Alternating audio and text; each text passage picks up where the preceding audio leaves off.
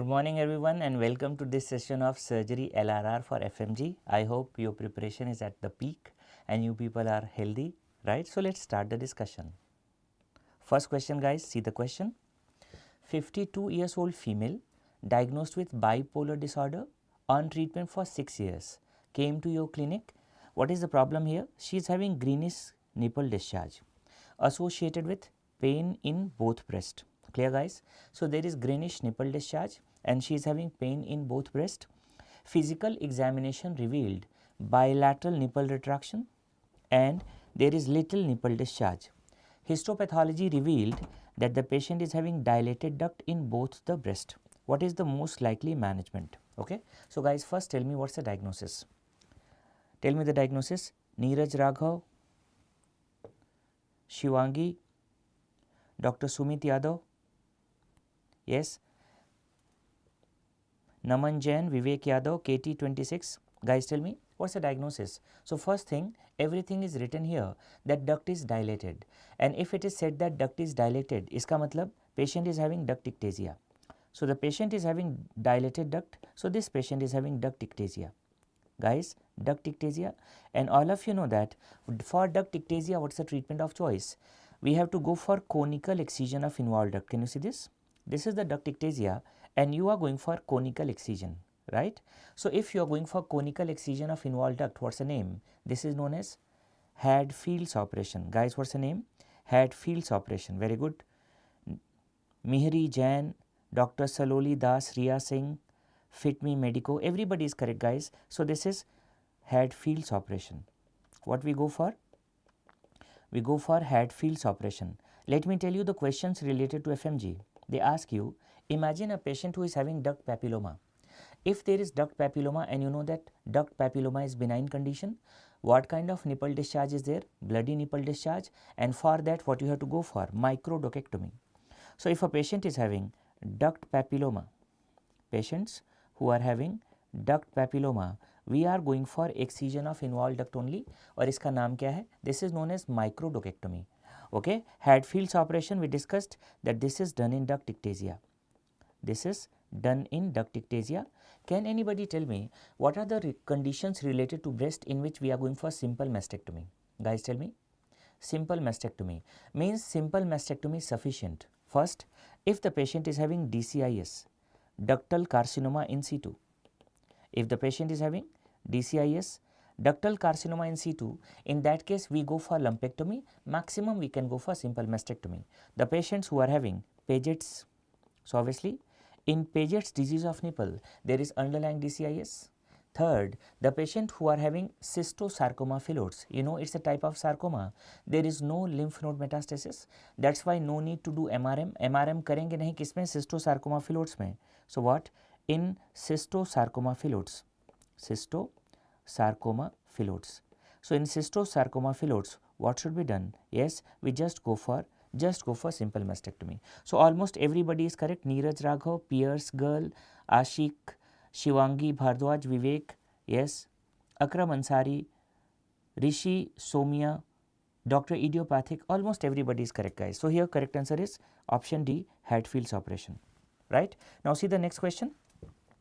Geeta, she is 44 years old, postmenopausal female, recently been diagnosed with breast cancer. So first thing you can notice here, she is having breast cancer, okay. She visited your clinic after noticing a lump in her breast. There is lump in the breast. Further investigation established that she is HER2 negative, ER negative, early invasive breast cancer. You performed partial mastectomy to remove the tumor, means obviously lumpectomy, and advised the patient to receive 6 cycles of chemotherapy. What is the best chemotherapy regimen to advise? Guys, best chemotherapy. So all of you know that for CA breast, what is the best chemotherapy regimen? We have two regimens. One is CAF and the second is CMF. You know, CAF, that is cyclophosphamide, adriamycin and 5-fluorouracil. CMF, cyclophosphamide, methotrexate, 5-fluorouracil. आपको पता है, we are not following this methotrexate based chemotherapy. So what we are following guys, we are following CAF. What is the correct answer? CAF. It is not methotrexate cisplatin. It is not the combination with steroid. Clear? So correct answer is CAF. Let me tell you, almost every year in each and every paper there is one question related to chemotherapy. ठीक है? Now see the questions related to chemotherapy, guys. Question related to chemotherapy. First, we discussed that what is the preferred chemotherapy regimen? It is CMF. So this is cyclophosphamide, preferred chemotherapy regimen CAF. Yes, what is CMF? Cyclophosphamide, methotrexate, 5-fluorouracil. You know that we are not using methotrexate nowadays. We are using what? We are using adriamycin.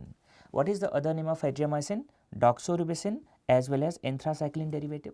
तो हम क्या prefer करते हैं बोलिए? We prefer CAF. How many cycles are given? 6 cycles. Now second question, imagine the patient who is having adriamycin resistant breast cancer. So for adriamycin resistant breast cancer, we give taxanes. Taxanes, and you know what are those agents given? You know it is docetaxel, paclitaxel, and there is another question. अगर दोनों को resistance है, if it is having resistance to both means adriamycin and taxane both, here we give a new drug. What's the name? Ixabepilon. Another question which is asked, that patients who are having HER2 new positive breast cancer, it is HER2 new. So what is the first line agent? It is HER2 new. How to remember? Herceptin. HER2 new, Herceptin, and you know other name is trastuzumab. If it is resistant to Herceptin, उस case में हम लोग क्या देते हैं बताइए? In that case, we give lapatinib, and this question was asked in one of the latest exam. Another question, if a patient is having refractory and metastatic breast cancer, we give sunitinib.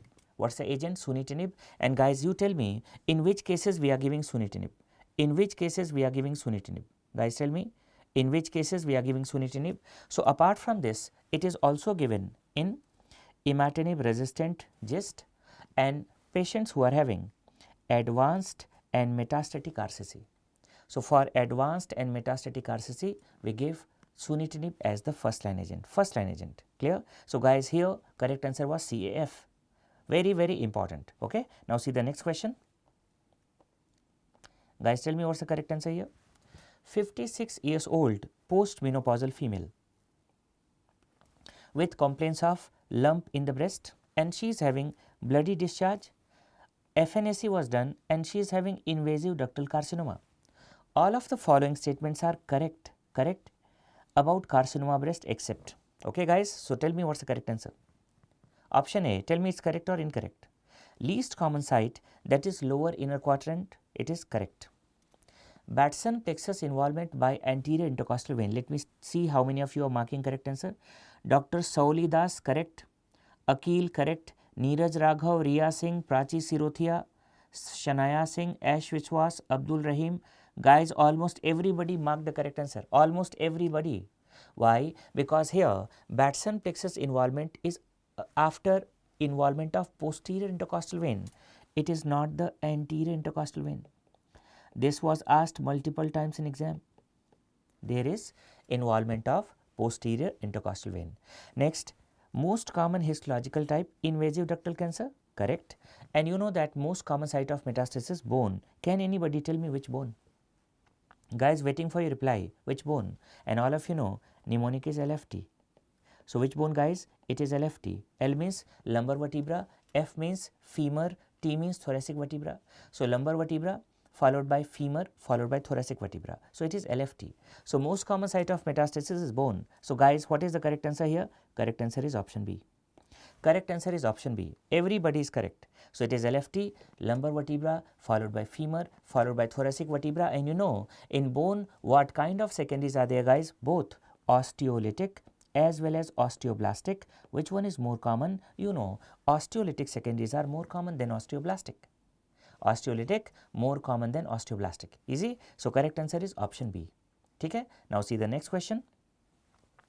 Very easy question, and guys, this is favorite for FMGE exam. Favorite. Almost every alternate years you are getting this question. See, 28 years old primi gravida who delivered a baby boy via normal vaginal delivery 3 weeks before came to your clinic. She is having pain during breastfeeding. There is fever, chills for 7 days. On physical examination, bilateral breast engorgement and tenderness was noted. Can you tell me the preferred treatment option? All of you know this patient is having what? This patient is having breast abscess. So, patient is having breast abscess, clear? And see here, majority of you are marking what? Analgesic and continue breastfeeding. Guys, there is abscess, so you should treat it. Tell me, majority of you marking just give analgesic and continue breastfeeding. What to deal with abscess and what to do with abscess? Let me tell you, two options. If little amount of collection is there, you go for aspiration, and but if massive collection is there, in that case you have to drain it. So, what? Incision and drainage plus antibiotics, clear? Incision and drainage plus antibiotics. We are not leaving the pus as such, so you have to drain it. So, incision and drainage plus antibiotics.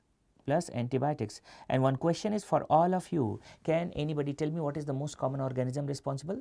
Because this organism is going from the skin via cracked nipple. Guys, tell me.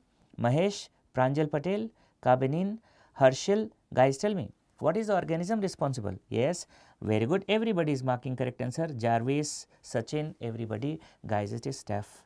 So, what? It is Staph aureus. And this question was asked long back. What is the first line agent? Which antibiotic is given? I am waiting for your reply.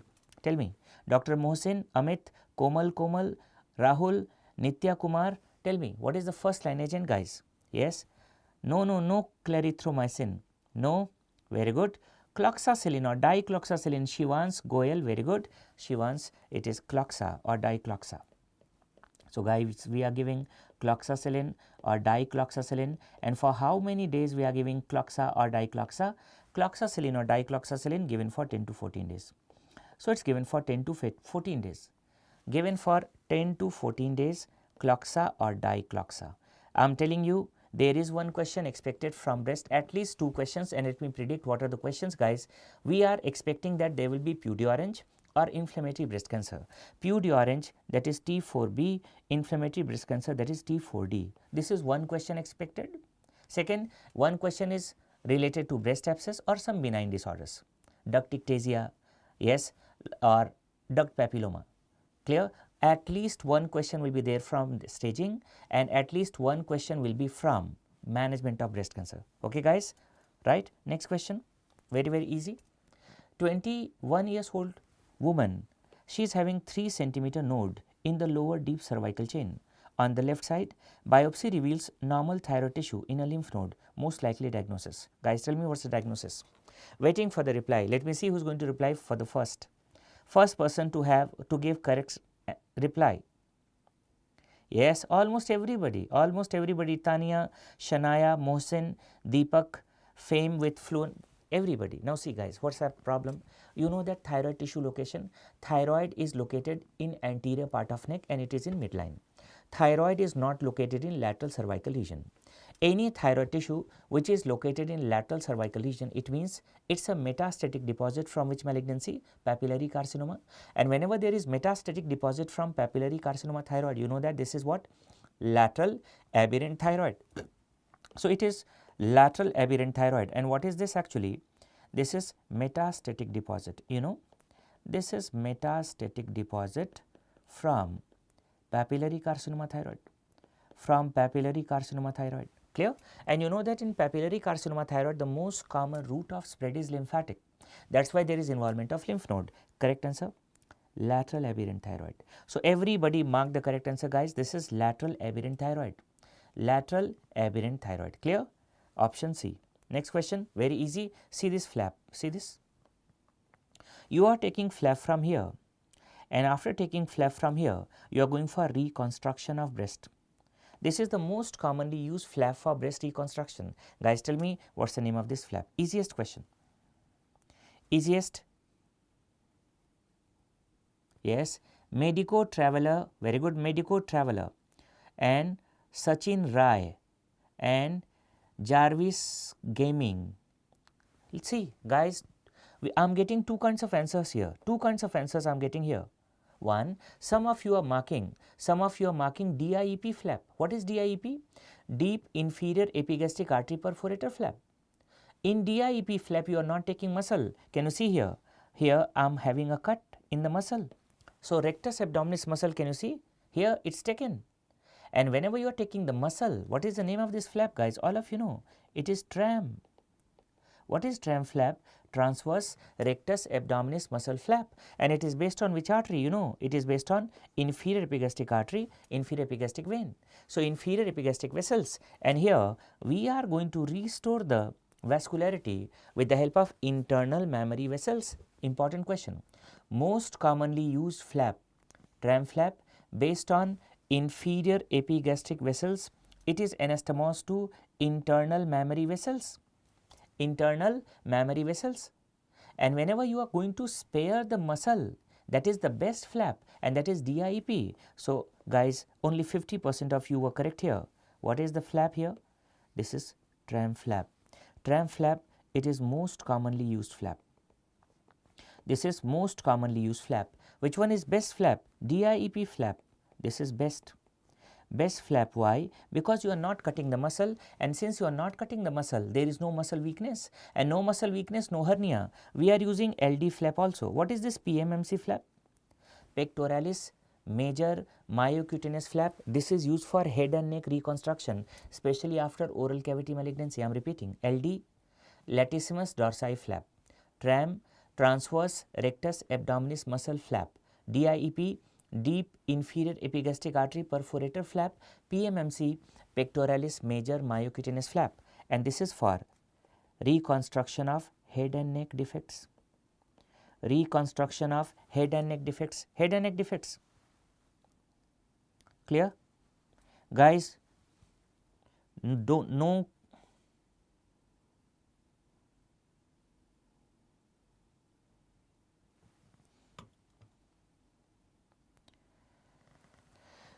Okay, the volume is okay. Guys, somebody is asking that, sir, your volume is little bit low. Volume is okay, guys. I'm audible. You are able to hear me?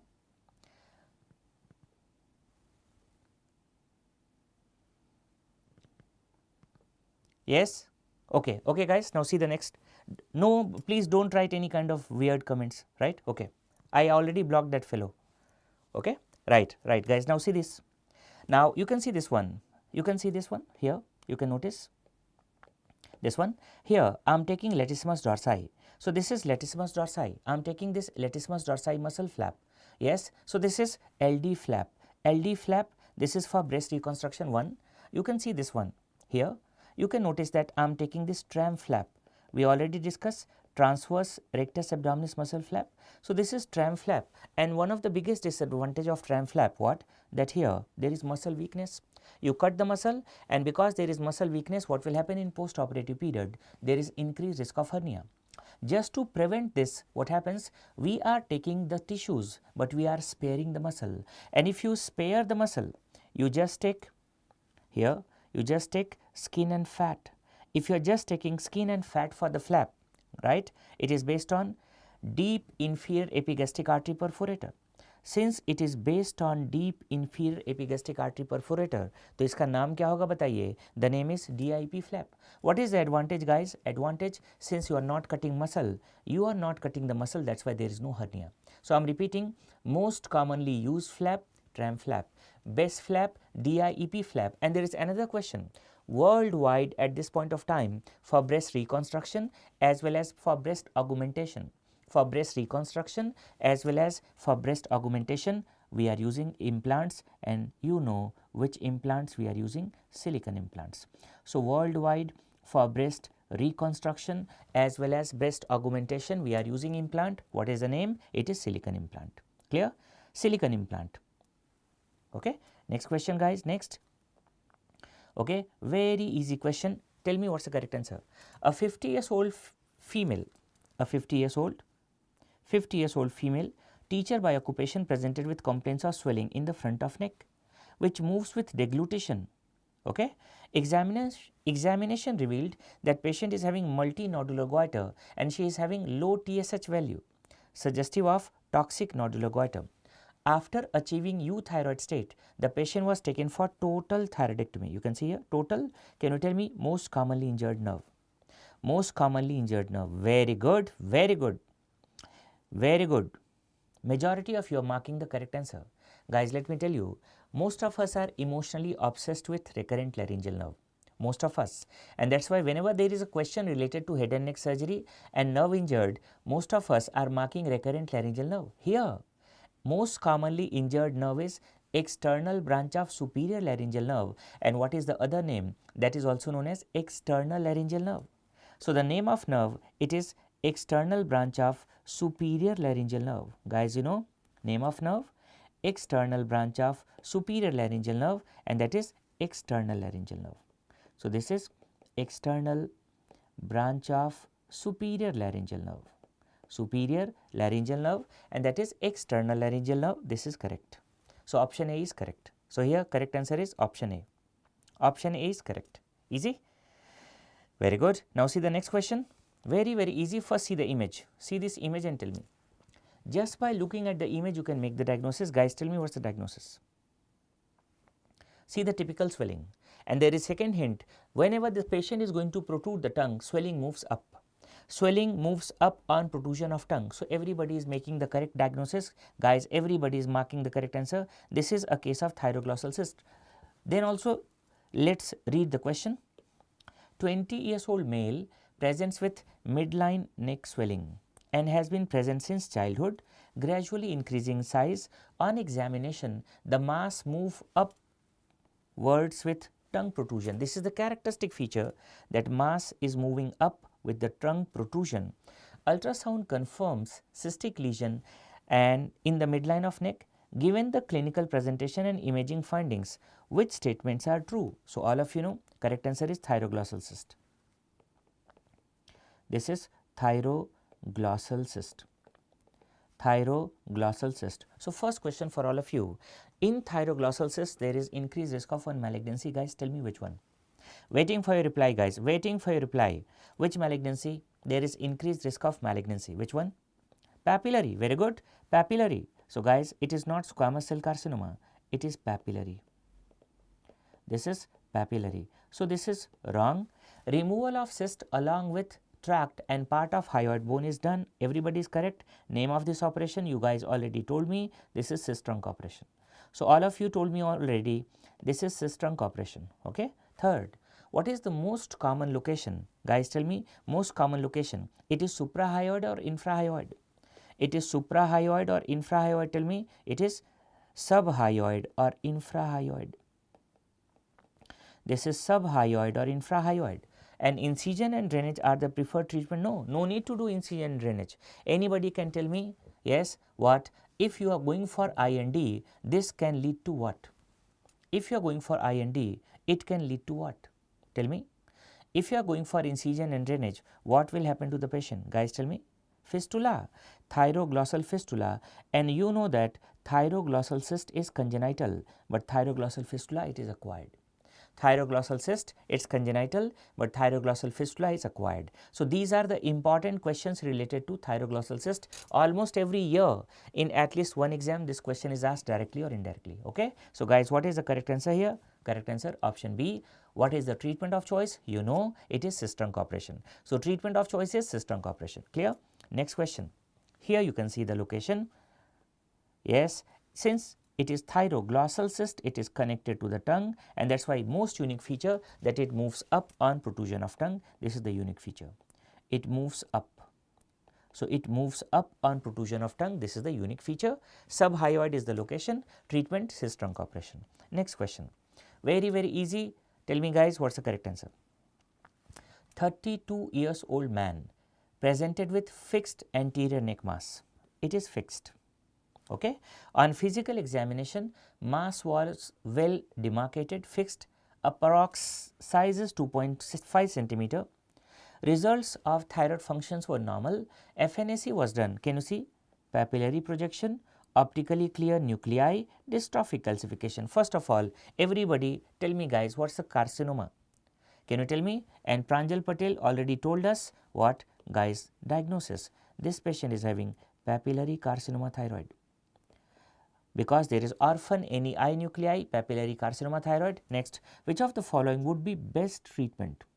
You know that in thyroid malignancy, what's the treatment? Go for total thyroidectomy. One thing is clear. Second, in papillary carcinoma thyroid, most common route of spread is lymphatic. lymphatic.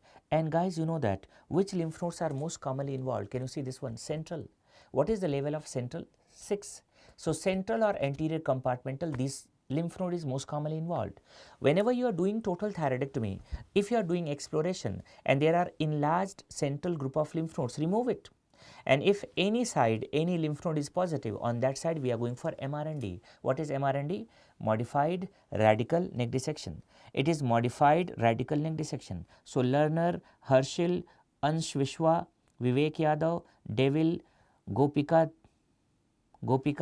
all of you are correct. Everybody mark the correct answer. Guys, here what's the treatment? Hemithyroidectomy, no. For thyroid malignancy, it should not be done. Subtotal, it should not be done. Hemithyroidectomy, not done. Total thyroidectomy plus removal of enlarged central group of lymph nodes plus ipsilateral MRND. This is the correct answer. So, what is the correct answer here? Guys, the correct answer is option C. Option C. Let me tell you, for all thyroid malignancies, we are doing total thyroidectomy. In cases of follicular carcinoma, you know that there is no lymphatic spread. So, what is sufficient? In follicular carcinoma, only total thyroidectomy is sufficient. In medullary carcinoma, hematogenous spread, lymphatic spread, both are seen. That is why apart from total thyroidectomy, routine central lymph node dissection plus ipsilateral MRND and bilateral MRND if any lymph node is positive. Anaplastic, agar resectable hai, we do total thyroidectomy, and if it is unresectable because there is involvement of trachea, we go for tracheostomy. Got it? So, this is how we manage. Next, easy question guys, tell me the answer. Tell me. See, it's very easy and important.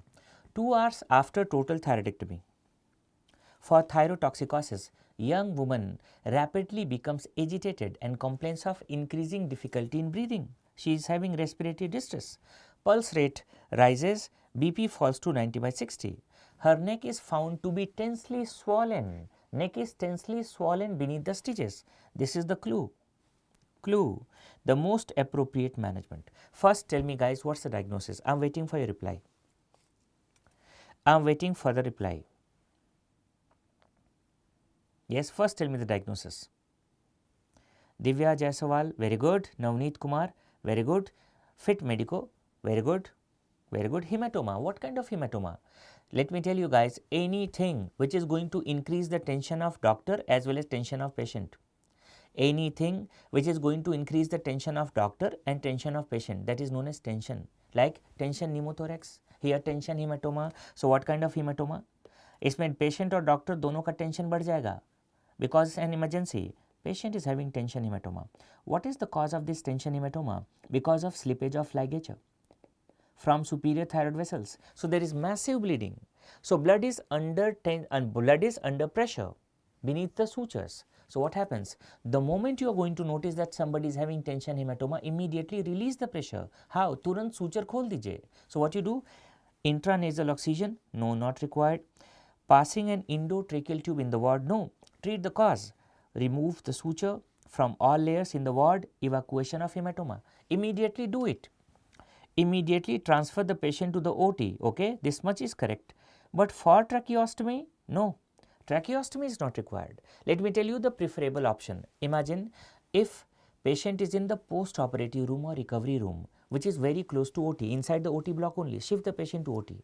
But if patient is in the ward, OT is far away, in that case immediately open the sutures and then shift the patient to OT. So, what is the correct answer here guys? The correct answer is option C.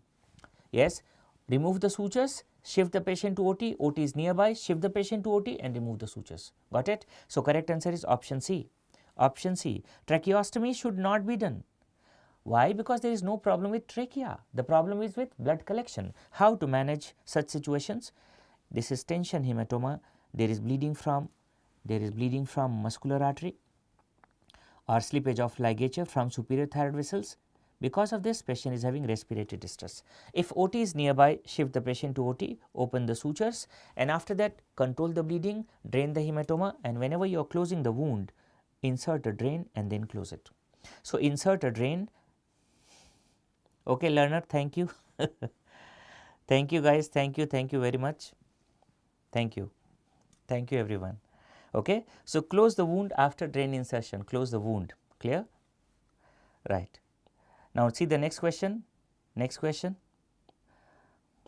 Party hogi after LRR we will be having a party.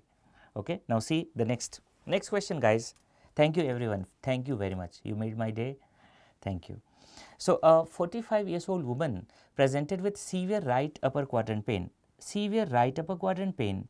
There is fever and nausea. She has a history of pain after fatty meals. On examination, she has right upper quadrant tenderness. There is positive Murphy's sign.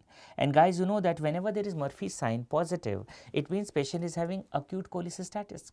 And in acute cholecystitis, what's the triad? There is right upper quadrant pain, patient is having fever, there is leukocytosis. Now see, laboratory tests show elevated ALP, bilirubin, transaminases and leukocytosis. It means there must be some obstruction in CBD also. Which investigation is best to confirm? So guys, you told me that this patient is having acute cholecystitis. Patient is having acute cholecystitis. You told me? Yes, let me see. Who is marking the correct answer? Everybody. Akil, Medico Traveler, Harshil, Nitya Kumar, almost everybody is marking the correct answer. Guys, let's discuss one by one. Ultrasound, sonographic Murphy sign is positive. It's correct, right? But this is not the best investigation. Plain X-ray identifies radio-opaque gallstone. Guys, you know that 90% of gallstones are radiolucent. So 90% of gallstones, these are radiolucent. Okay. CT scan, there is pericholecystic fluid, impacted stone, gallbladder wall thickness. Yes, it is also correct. But you know that CT is not the best for acute cholecystitis. You know, for acute cholecystitis, investigation of choice is ultrasound. But the gold standard is HIDA scan. Gold standard, it is HIDA scan. HIDA scan, that's gold standard. So gold standard is HIDA scan. Clear? So gold standard, that's HIDA scan, everybody knows. That's the gold standard. Gold standard. Guys, one easy question. Tell me what is the, what is the full form of HIDA scan? Very, very easy question. Easy question. What's the full form of HIDA scan? Full form. HIDA? Yes?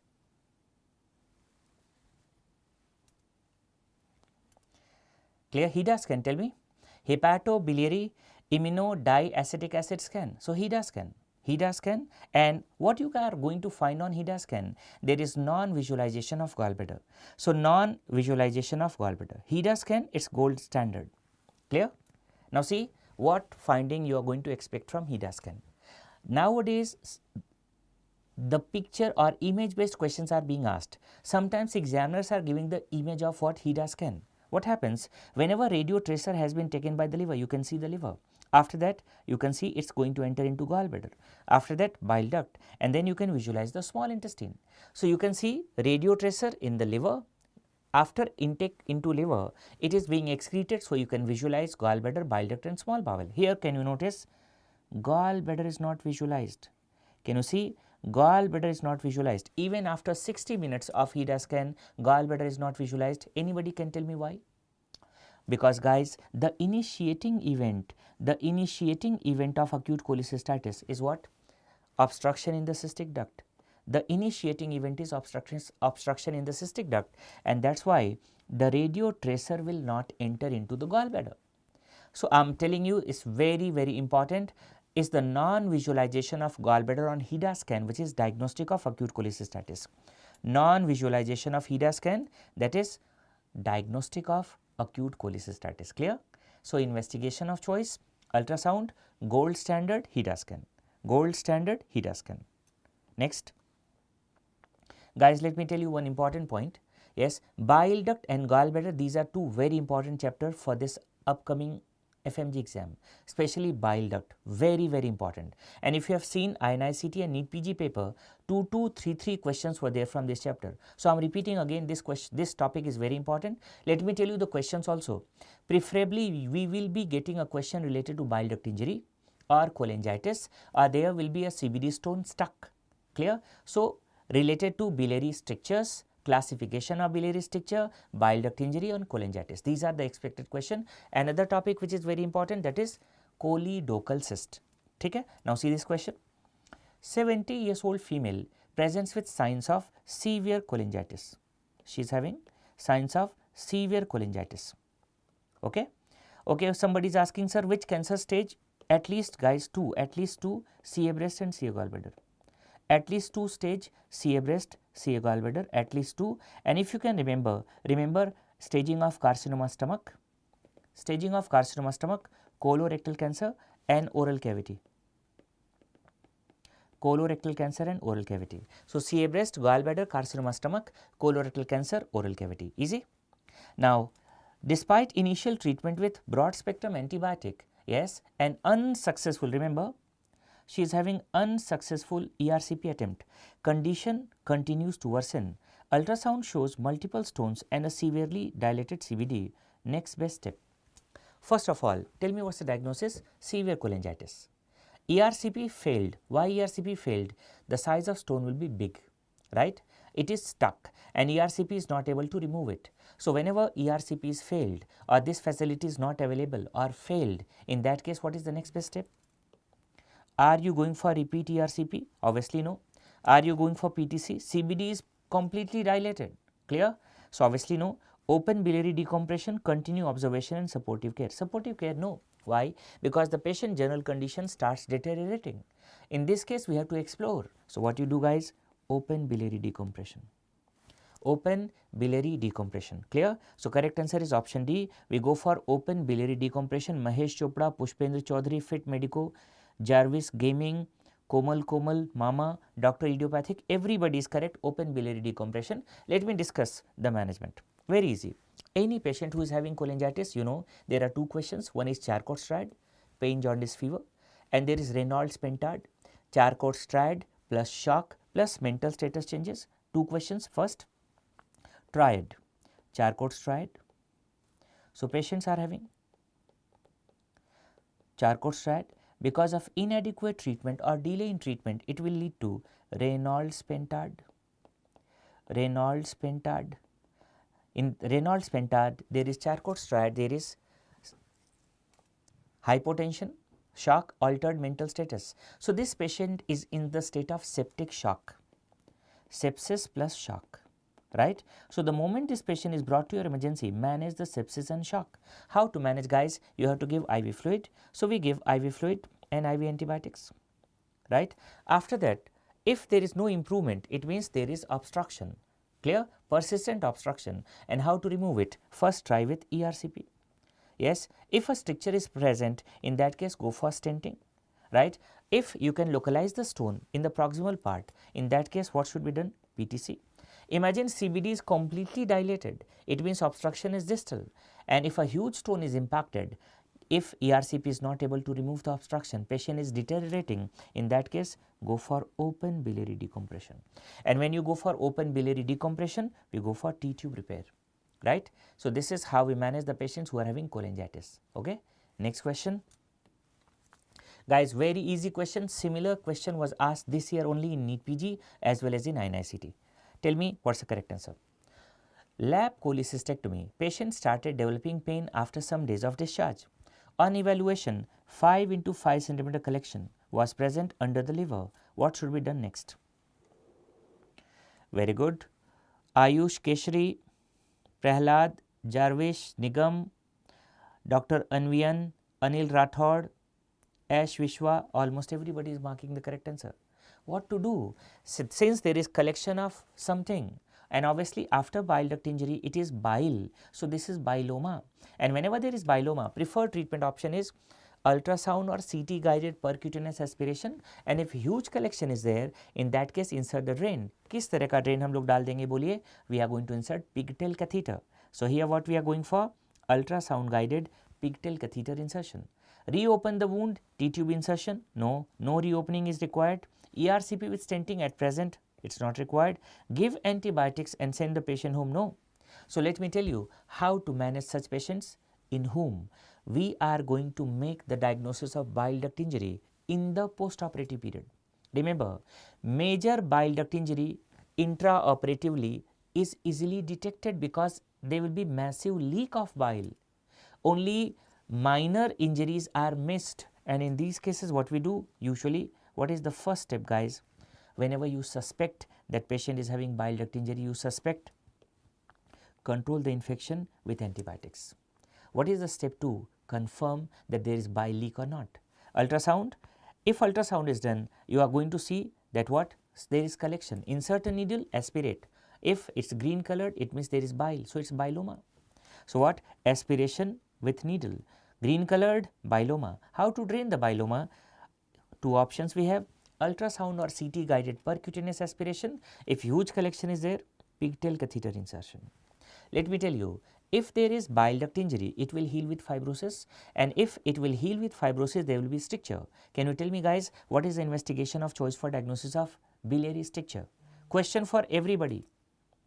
Investigation of choice for diagnosis of biliary stricture. Tell me. Investigation of choice. Yes, MRCP. So, what happens MRCP? After how many weeks stricture is formed? Usually 4 to 6 weeks. So, MRCP after 4 to 6 weeks. And whenever stricture is there, what? You have to go for definitive intervention. How? If stricture is there, go for ERCP and perform the stenting. Or second option we have Roux-en-Y hepaticojejunostomy. This is one set of question. Okay. Second set of question, imagine there is bile duct injury and drain is already in place. You inserted a drain. You are going to notice that the drain output starts decreasing. If drain output is decreasing, it means थोड़े दिनों में खुद से बंद हो जाएगा. Nothing should be done. क्या करना है? Observation. But if you inserted a drain and drain output is increasing, why? Let me discuss diagrammatically. Guys, imagine this is the patient. Clear? After cholecystectomy, this is the situation. What happened? Clips were applied here, there was injury, drain was inserted, and from the drain output started increasing. If output is increasing, iska matlab there is obstruction in the CBD, no patency. That is why bile is not taking its normal route. Bile अपना normal रास्ता नहीं ले रहा है, इधर से निकल रहा है. So, whenever drain output is constant or it is increasing, always suspect obstruction, and whenever you suspect obstruction in the CBD, क्या करेंगे बोलिए? What you are going to do? ERCP. So, I am repeating. After management of bile duct injury, drain output starts decreasing. Observation. If it is constant 200, 250, 200, 250, 300 ml, or it starts increasing, it means you are going to suspect obstruction, and easiest way to relieve the obstruction, tell me guys, ERCP. Got it? So, these are the kind of questions we are expecting in the upcoming exam. Okay. Next question, very easy. Guys, tell me what's the correct answer? Very easy. Elderly male presented with epigastric pain. See the problems? There is epigastric pain, anorexia and weight loss. What else? Patient is having jaundice for last 2 years. Scratch marks all over the body, means obstructive jaundice is there. There is itching. Gallbladder was palpable, smooth and non-tender. Guys, tell me which law is positive here. What is the name of this law? That a patient is having obstructive jaundice and gallbladder is palpable. Tell me the name of this law.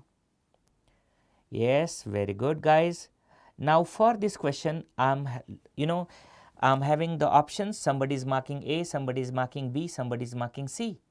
So, crowd is divided almost. First, see guys, see the problem. Let me explain. This is liver, got it?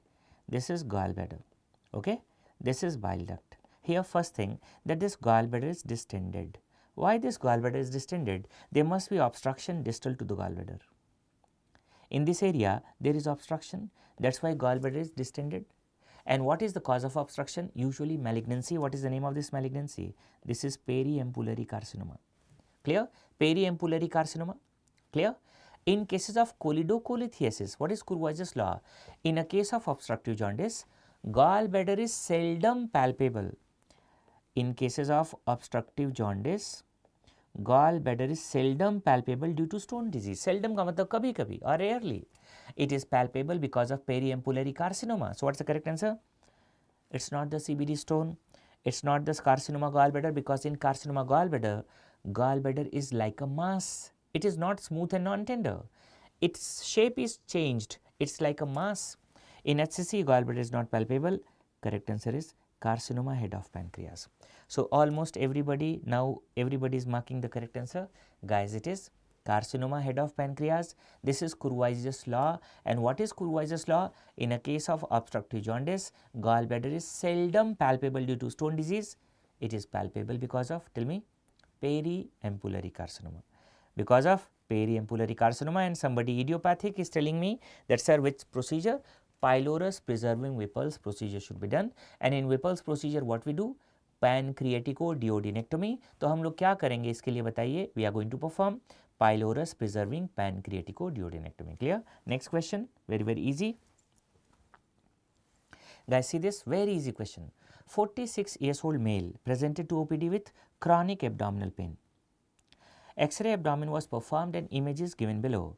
What is the diagnosis? See this picture first and then tell me. Tell me guys, everybody is marking the correct answer. Can you tell me guys what is this organ? Yes, all of you are marking correct answer. Pancreas. This is pancreas. So there is calcification of pancreas. The patient is having chronic abdominal pain, right? So obviously it is not the horseshoe kidney, it is not the enterolithin jejunum, it is not pancreatic cancer, it is chronic pancreatitis. Chronic pancreatitis. One question for all of you. Can you tell me what is the most common cause of chronic pancreatitis? Guys, tell me. Most common cause of chronic pancreatitis? Tell me. Heavy alcohol consumption. It is heavy alcohol consumption. Okay. Second, everybody is marking correct answer. Very good. Vivek Yadav, Raghuveer, Rahul Verma, everybody. Next question. What is the triad of chronic pancreatitis? Let me see who is the genius over here. Triad of chronic pancreatitis. Triad.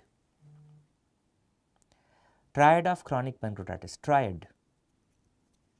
Yes. Let me tell you, the mnemonic is DPS. It is DPS. DPS. So what? Diabetes mellitus, pancreatic calcification, steatoria. Diabetes mellitus, pancreatic calcification, steatoria. And in INICT, in one of the latest exam, this question was asked. There is TIGAR-O classification. TIGAR-O. TIGAR-O. You know that TIGAR-O classification? This is for chronic pancreatitis. So this is TIGAR-O classification for chronic pancreatitis. Full form: T, toxic metabolic, I, idiopathic, G, genetic, A, autoimmune, R, O, recurrent severe, O, obstructive.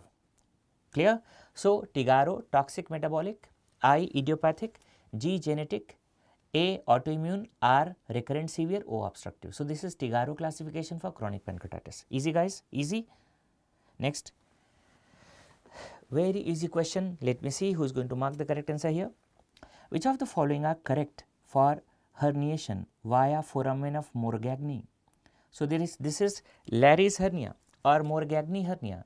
It's a type of congenital diaphragmatic hernia. I am waiting for your reply guys. Tell me. Ashi, we are going to discuss tension pneumothorax, don't worry. Let me discuss one by one. Guys, you know that this is the thorax, okay, right? What is the defect? Where is the defect? Suppose this is the midline. Where is the defect? In Bokdalek hernia, defect is here. So this is left posterior lateral. Where is the defect? In Morgagni hernia, defect is here. So where? It is right anteromedial. Right anteromedial. So let's discuss one by one. It occurs posteriorly in the chest. Obviously not. Anteriorly in the chest. Transverse colon is the commonest content. That's correct. Defect is between sternal and costal attachment. Correct. It's a type of congenital diaphragmatic hernia. Correct. Clear? So 2, 3, 4 these are correct. Correct answer is option D. Everybody is correct here. Correct answer is option D. And guys, what about Bokdalek hernia? Bokdalek. Bokdalek, can anybody tell me what is the most commonly herniated organ? In Bokdalek, you know, it is small intestine. Defect left posterior lateral. Clear? This is characterized by respiratory distress, dextrocardia, scaphoid abdomen, and you know, most common cause of death, most important prognostic factor, that is pulmonary hypoplasia followed by pulmonary hypertension. Easy? And which ventilation is contraindicated? All of you know, bag and mask.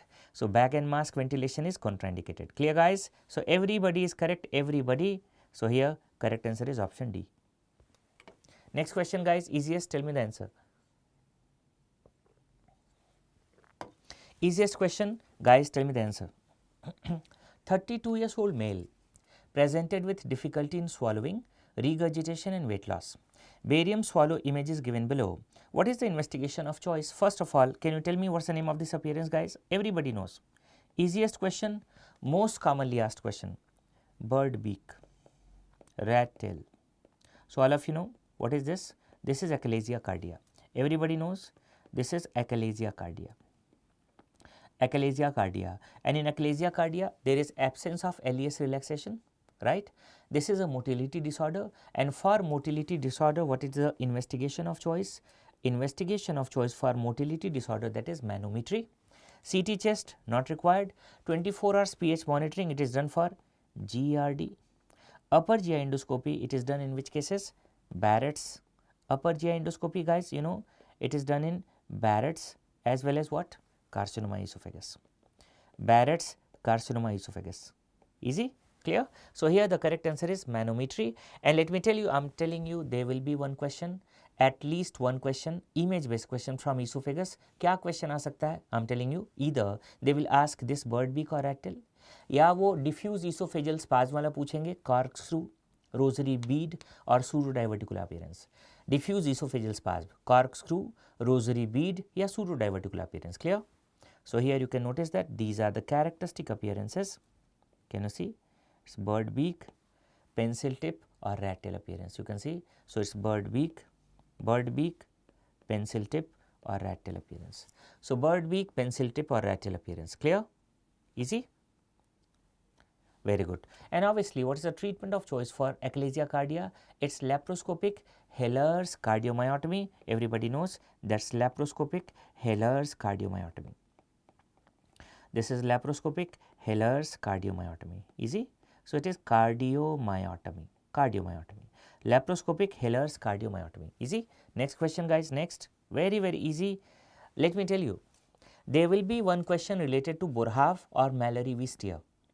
What happens in Boerhaave? See, because of forceful vomiting, multiple vomiting, esophagus is going to perforate at the weakest site. It is left posterior lateral direction, lower 1/3. What happens in Mallory-Weiss tear? Partial tear involving only mucosa and submucosa. Basic difference. Boerhaave syndrome, it's painful. Mallory-Weiss tear, there is hematomesis and it is painless. So have a look, guys. Which of the following is not true? Not true about Boerhaave syndrome. Option number 1. Most common site of rupture is left posterior lateral side of distal esophagus. You know, it's correct. Characterized by macular striate. There is thoracic pain, vomiting and cervical subcutaneous emphysema. Correct. Water soluble contrast esophagogram, it's preferred over barium swallow for diagnosis. Correct. And golden period for primary closure of esophageal perforation is first 24 hours. Let me tell you, guys, for suturing of wound, golden period is first 6 hours. Orchidopexy first 6 hours. Clear? Priapism first 6 hours.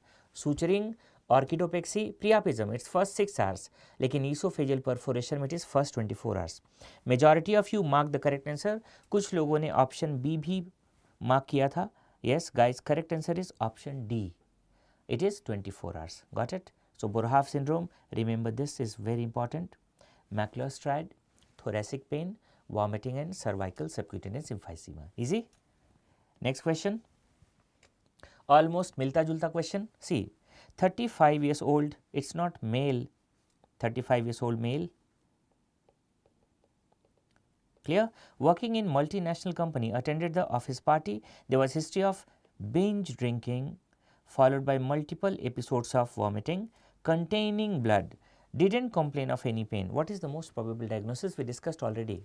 Forceful vomiting, multiple vomiting, retching. In all these cases, if there is longitudinal perforation in esophagus, this is Boerhaave.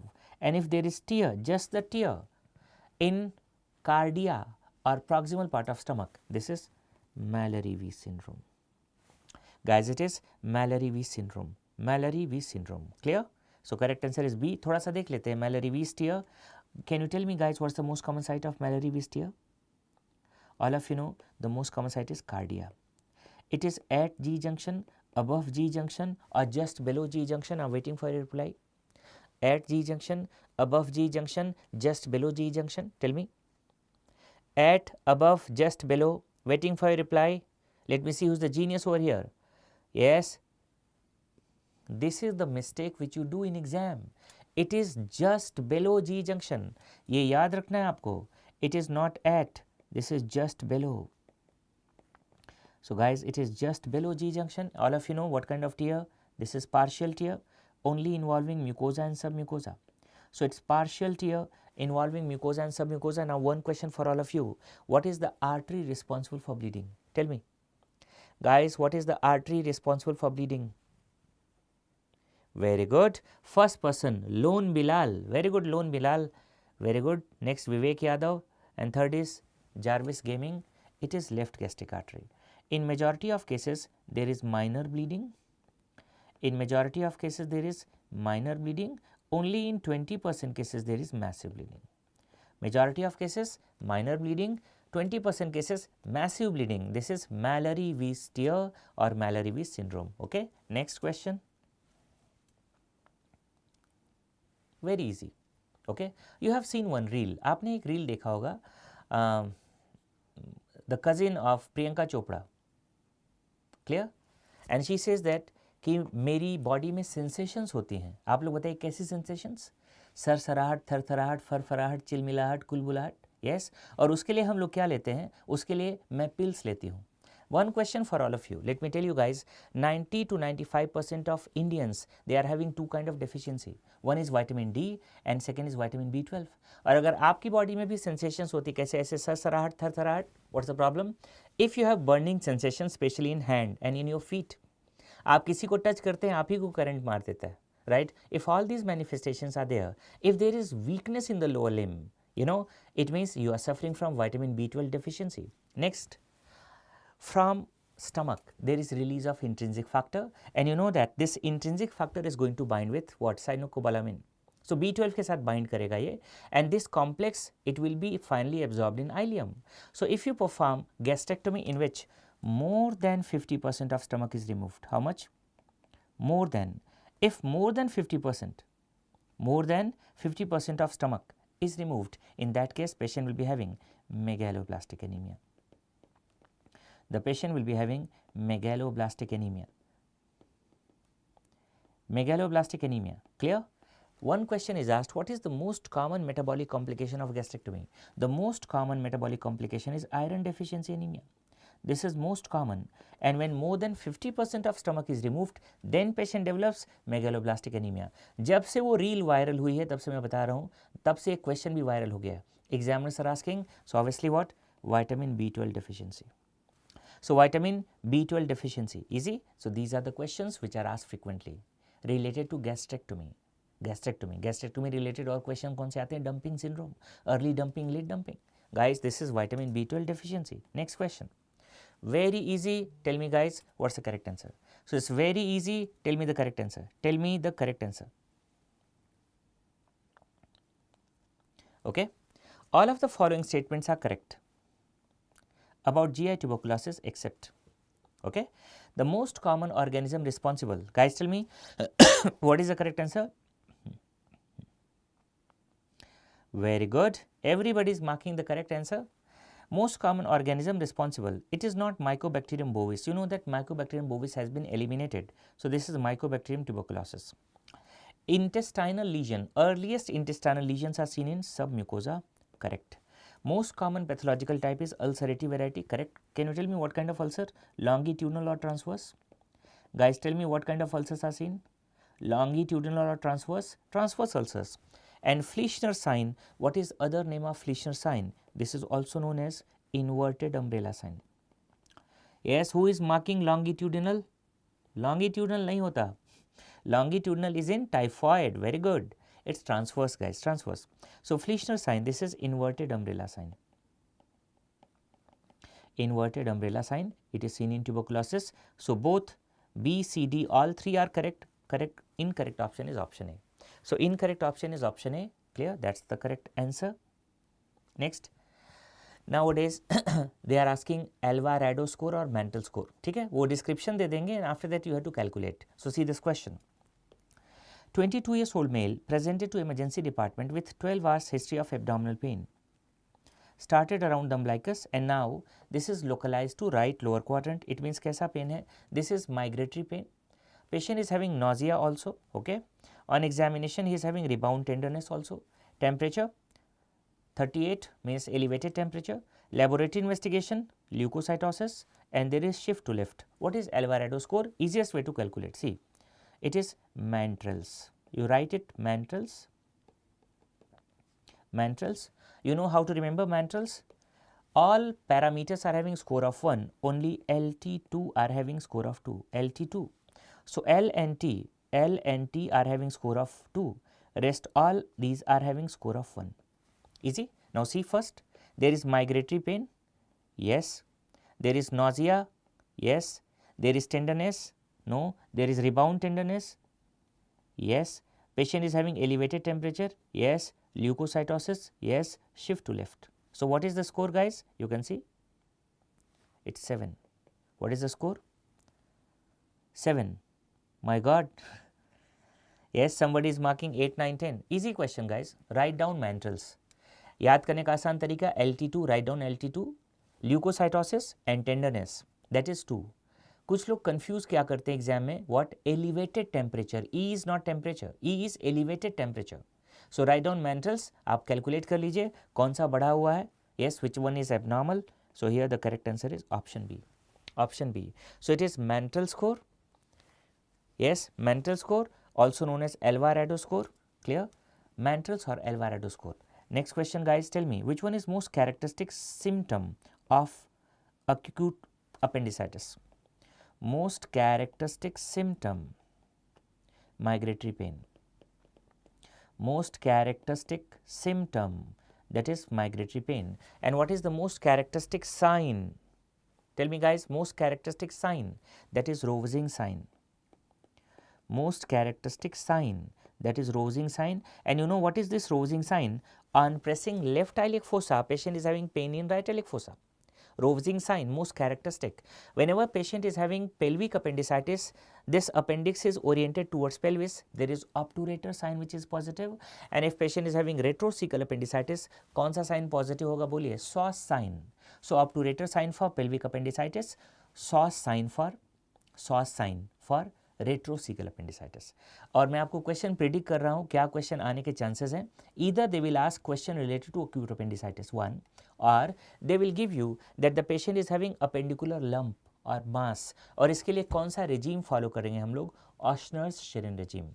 So if lump is there, follow Oshner's-Sherin regime. If there is acute appendicitis, treatment of choice, prompt appendectomy, you know, investigation of choice, clinical.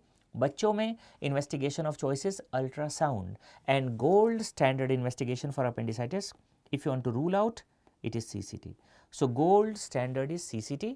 बच्चों में to confirm we are going for ultrasound. Got it? Next question, guys, this question was asked in one of the latest exam this year only. Tell me, what is this? You know, this is fistula in ano. Okay. According to Park's classification, let me tell you what is this. This is external anal sphincter, this is internal anal sphincter. And you know that fistula is passing between these two structures. ये दोनों के बीच से जा रहा है. If it is passing between external anal sphincter and internal anal sphincter, आप लोग बताइए what's the name? Guys, can you tell me the name? This is intersphincteric. So what's the name? It is inter. So correct answer is intersphincteric. So this is type 1.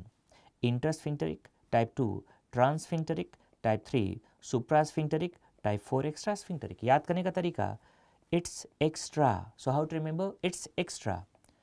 So it's extra. It's extra, intersphincteric, transsphincteric, suprasphincteric, extrasphincteric. And you know which one is the most common type? The most common type is intersphincteric, followed by trans, followed by supra, followed by extra. So most common inter, followed by trans, followed by supra, followed by extra. Clear? Okay. So this was image based question. We are expecting image based questions related to fistula in ano. Next question, very easy. You can see here intersphincteric most common. This is trans. Trans का मतलब है ये cross करके जाएगा. It is going to cross both of the sphincter. Supra means it is going above the sphincter. Extra means outside the sphincter.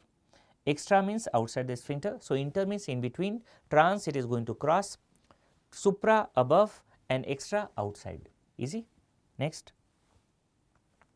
Guys, see this image. Everybody can make the diagnosis. Tell me what's the sign. Guys, tell me the sign and tell me the diagnosis. Easiest question. Sign and diagnosis. Waiting for your reply. Volvulus कौन सा है? Coffee bean, sigmoid volvulus. So everybody can make the diagnosis on the basis of image. This is sigmoid volvulus. Sigmoid volvulus. This is coffee bean sign. ये वाला sign आप notice कर सकते हैं. This sign, this is bent inner tube and this one is omega sign. Omega sign. Okay. Now let's read the question. 72 years old male presents with 2-day history of progressive abdominal distension, constipation, colicky pain. मतलब patient is having large bowel obstruction. Easy. He has history of chronic constipation, okay, and bedridden for past 5 months due to hip fracture. On examination, his abdomen is distended and tympanic. Mild tenderness is there. Abdominal guarding rigidity not observed, and X-ray of abdomen is shown below. You can see coffee bean sign. Which of the following factors does not predispose? Does not. So you know this is sigmoid volvulus. All of you know. Sigmoid volvulus. Easy guys. Sigmoid volvulus. ठीक है. Does not predispose. Chronic constipation with laxative abuse predisposes. Anticholinergic drugs, yes, it is going to predispose. Mentally retarded individual, they take antipsychotics, and you know that antipsychotics, these are having cholinergic side effects, anticholinergic side effects. This is correct. Short pelvic mesocolon, it's not short, it's long. देखिए कोई भी चीज़ जो ज़्यादा लंबी होगी उसके twist होने के चांसेस ज़्यादा होंगे, कोई भी चीज़ जो छोटी होगी उसके ट्विस्ट होने के चांसेस कम होंगे. So it's long narrow mesentery. What? Long narrow. So if the patient is having long and narrow, so it is long and narrow mesocolon. So long and narrow mesocolon. So long and narrow mesocolon. So this is incorrect. Incorrect option is option D. It's long and narrow. Clear? So incorrect is option D. Okay guys? So incorrect is option D. Again I am telling you we are expecting this question from small bowel obstruction. मैं आपको बता देता हूँ क्या question we are expecting. Either they will be giving small bowel obstruction in which you are going to find jejunum, volvuli conniventis. Second, they can give this coffee bean.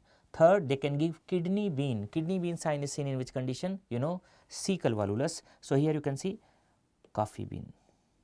Coffee bean आप notice कर सकते हैं what this is bent inner tube or omega sign. Another thing, bent inner tube, omega sign. And if you go for barium enema, on barium enema this appearance is there. कौन सा appearance guys? Bird beak. Bird beak. So bird beak sign on barium swallow, it is seen in achalasia cardia. Barium enema, it is seen in cecal volvulus, sorry, sigmoid volvulus. Easy. What are the other sign? Ace of spades sign, bird of prey sign. So remember I am telling you again, from obstruction these questions are expected, and there is another question expected. What? Into susception. Into susception में कौन सा image based question expected है? Claw sign, coiled spring sign. Claw sign, coiled spring sign. Easy.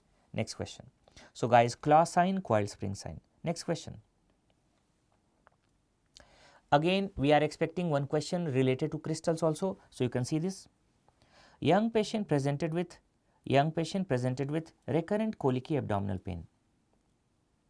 Recurrent colicky abdominal pain. Urine microscopy found to have crystals and RBCs. Image of crystal is given below. Obviously, can you see? This was asked in NEET PG this year.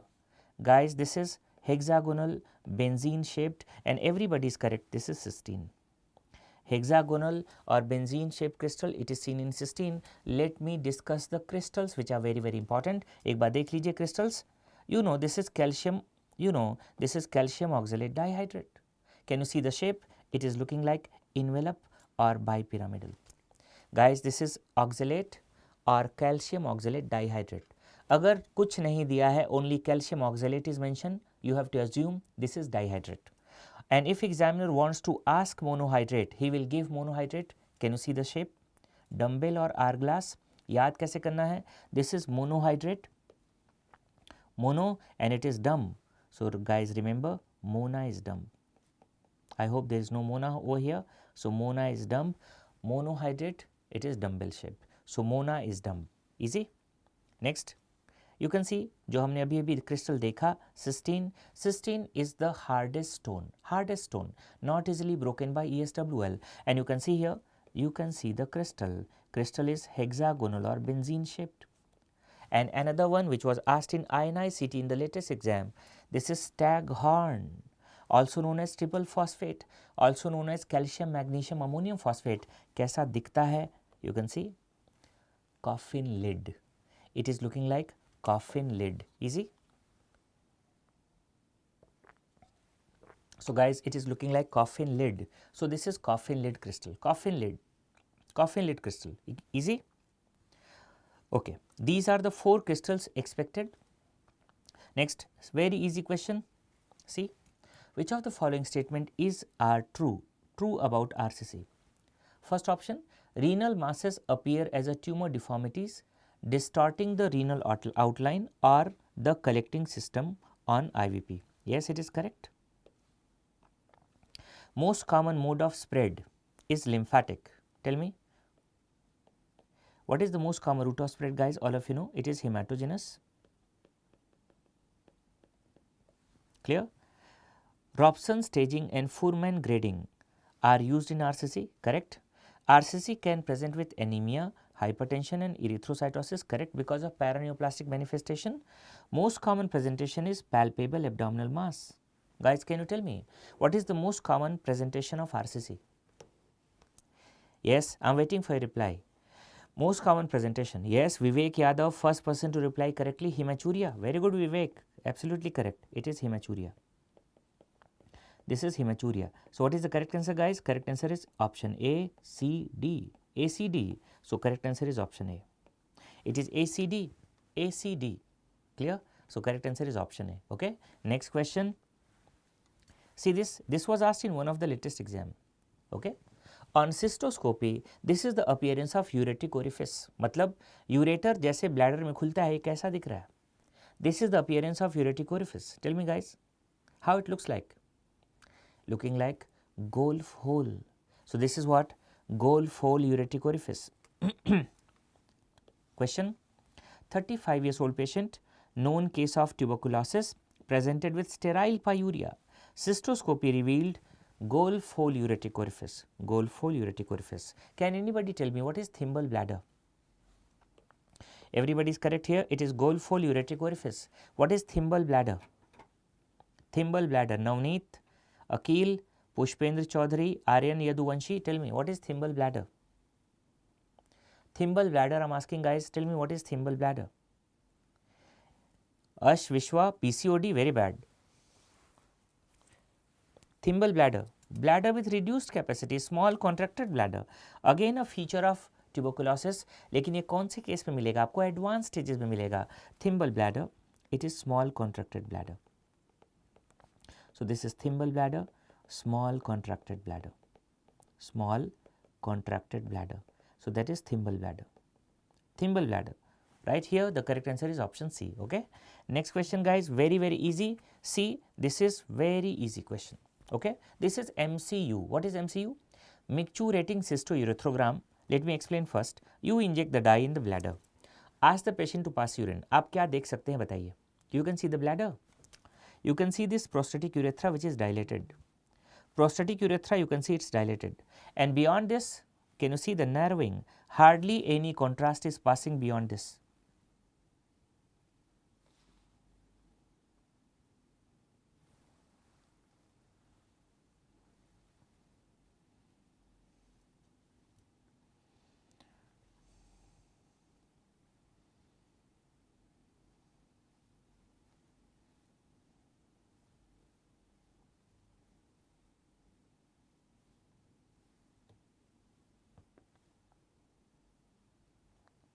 Okay, guys, tell me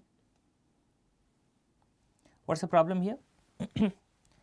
So here patient is having obstruction and you can see it's a newborn or a child. Clear? So this patient is having obstruction in the urethra. What is the obstruction? There is a valve.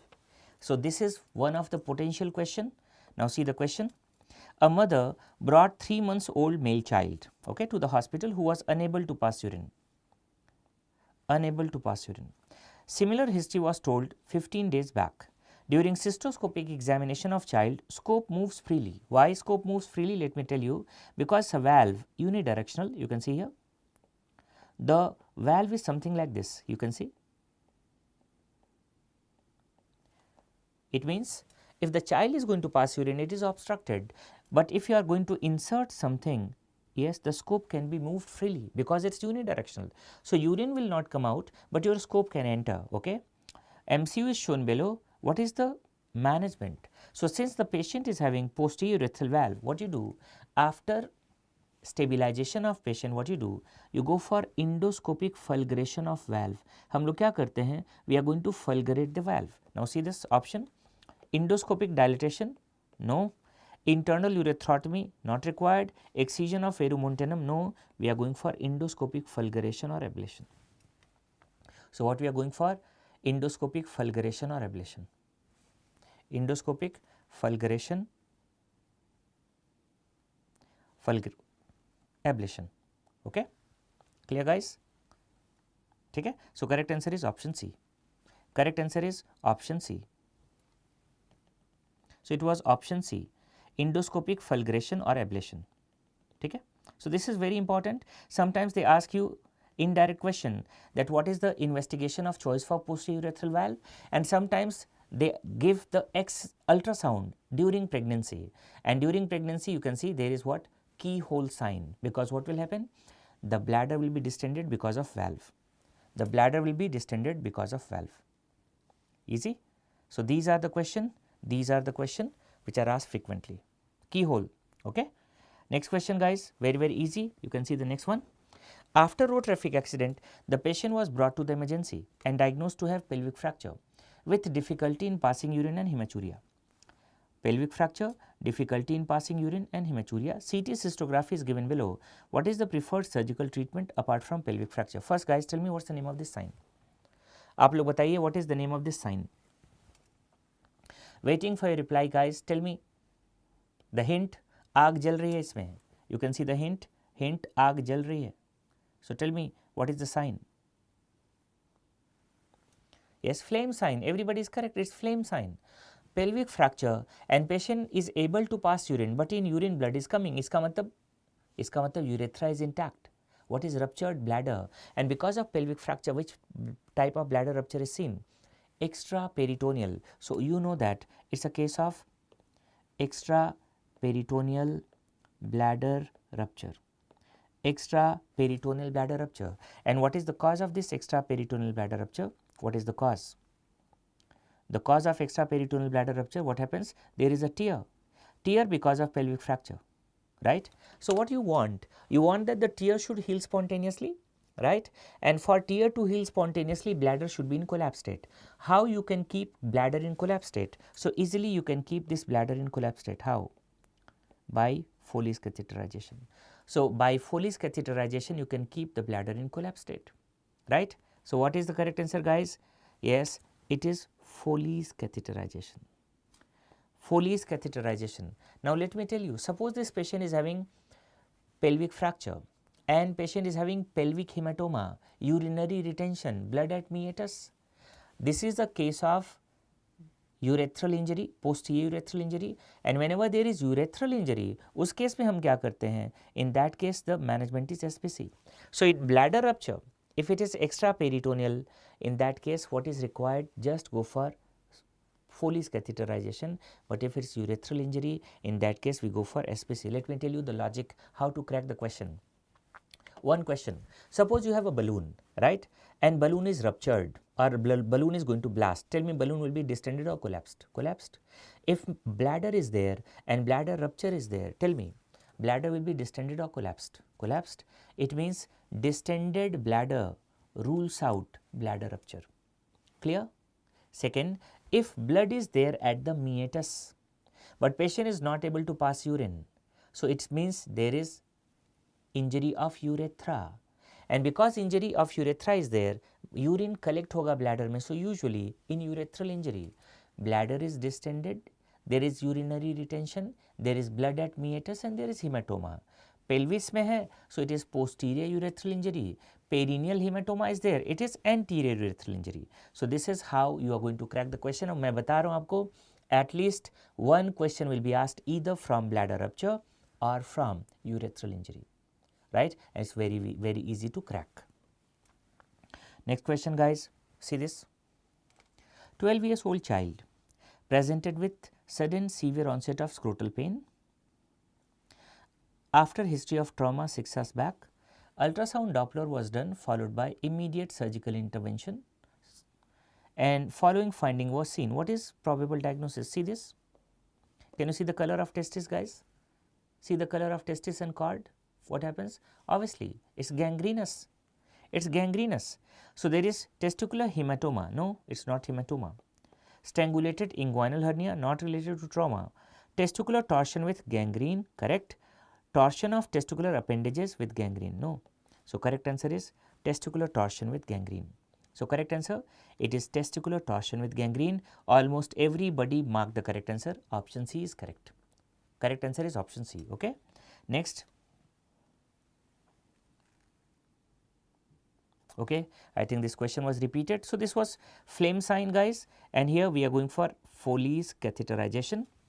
Clear? CT cystography, this was the flame sign. Clear? Foley's catheterization. Now let me tell you the signs. There are other signs also in this extraperitoneal bladder rupture. This is extraperitoneal bladder rupture, and there are other signs which are seen. Can you see? Pear sign. You can see this. Teardrop bladder. So there is pear sign and teardrop bladder. So three important signs which you have to remember: flame sign, pear sign, teardrop bladder. So it is flame sign, pear sign, teardrop bladder. Okay. So these are the three important signs which are asked in exam. Next question. 10 years old female sees characteristic history. 10 years old female presented with history of continuous dribbling of urine since birth with normal urine voiding. What is the most probable diagnosis? Most probable diagnosis. Easy. So in this case, what happens? This patient is having ectopic ureteric orifice. Ectopic ureteric orifice, everybody is correct. Let's discuss the logic why. Okay? See why. First, imagine this patient. This patient is having duplication of ureter. Can you see this upper pole ureter? In some patient, this upper pole ureter is going to open beyond sphincter, matlab distal to sphincter, especially in the females. If in the female, this ureter is going to open not in the bladder, distal to sphincter, so this opening is abnormal. इसको हम लोग क्या बोलते हैं? We call it as ectopic ureteric orifice, and because of this, the female patient will tell you that, sir, I am having continuous dribbling of urine. She is having continuous dribbling of urine, continuous dribbling of urine, and she is also giving the history that I am having normal voiding pattern. Matlab every 2 to 3 hours I am going to pass urine. So what? Continuous dribbling of urine with normal voiding pattern. This is a classical finding of ectopic ureteric orifice, and this ectopic ureteric orifice, it is associated with what? Duplication of ureter. So this is associated with duplication of ureter. Clear? So this is ectopic ureteric orifice. Okay. Now see this one, guys. Very easy. 72 years old patient with BPH underwent TURP. Under spinal anesthesia, after 1 hour, he developed vomiting and altered sensorium. Most probable cause. Let me see who is the genius over here. Very good. Neeraj, Raghav, Plug Boast, Adarsh. Very good. Almost everybody is correct. Guys, see. Whenever you are performing TURP, we are using 1.5% glycine for irrigation, 1.5% glycine for irrigation. Whenever the duration of TURP is more than 90 minutes, duration more than 90 minutes, or the size of prostate is more than 75 grams.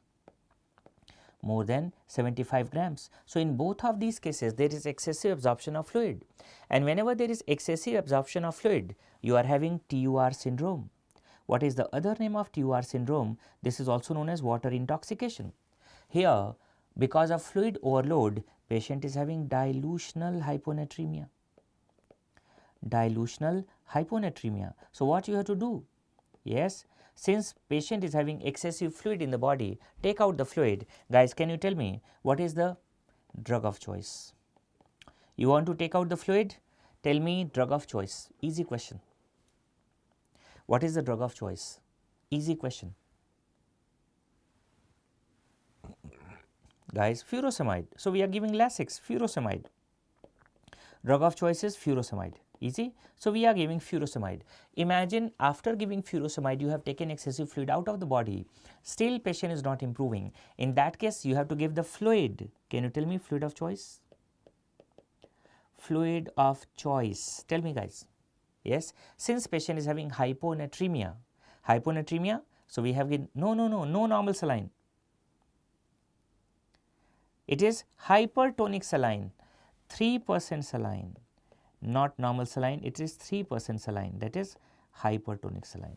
So, it is hypertonic saline or 3% saline. So, guys, correct answer is water intoxication.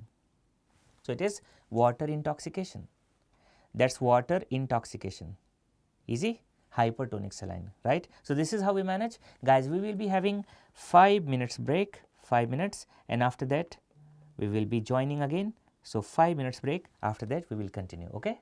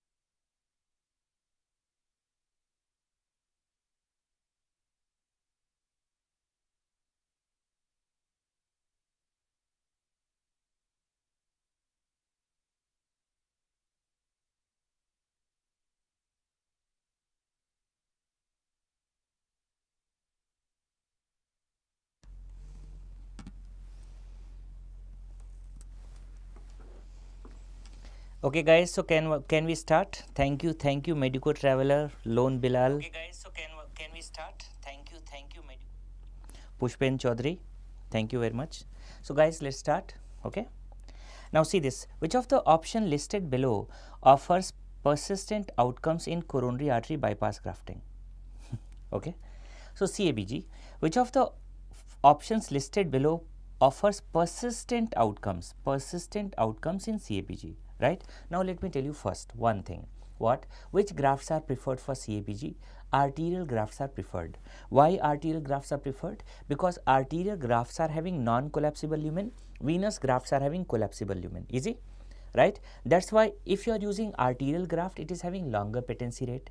Which artery is there? It's lima, left internal mammary artery, right? But what is the problem? You have only one left internal mammary artery. You can use right internal mammary artery. But what? You need 3 bypasses at least, because there are 3 major vessels to the heart. And what is a vein in the body which is longest? You know, the longest vein of the body is long saphenous vein. So it's very long. So it's longest. Long saphenous vein is longest. That's why its name is long. Since it's very long, we can perform more than one bypass grafting. So long saphenous vein, yes, this is most commonly used. But which one is most preferred? So internal mammary artery. So 2 questions are there. This is most preferred vascular graft for CABG, and this one is most commonly used. So remember guys, what is the question? Language, most commonly used and most preferred. So here persistent outcome, it will be given by or provided by internal mammary artery. There is another artery which can be used. We can use radial artery also. Radial artery. So radial artery can be used. Most preferred, that is lima, left internal mammary artery. Most commonly used, long saphenous vein. Another option which we can use, and that is radial artery. Correct answer is option B. Now see this question. Again, I am telling you, we are expecting one question related to what? ABPI, ankle brachial pressure index. Ankle brachial pressure index, we are expecting one question, and this question was asked in latest INI-CT. This question was asked. Imminent gangrene occurs when ABPI is, tell me guys, what's the correct answer? ABPI is imminent gangrene. ABPI, tell me the correct answer.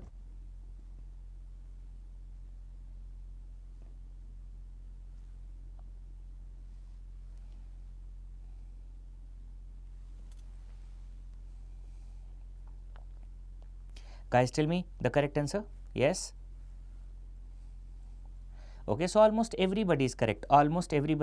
Here. Here's the correct answer is 0.3. So correct answer is 0.3. So here the correct answer is 0.3. Almost everybody is correct. So here the correct answer is 0.3. 0.3. Okay. It's 0.3. So correct answer is option A. Option A, that's correct.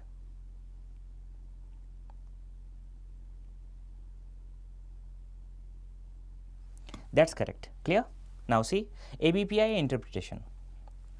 We are expecting at least one question from this. At least one question we are expecting. At least one. So see, what are the questions expected here, guys?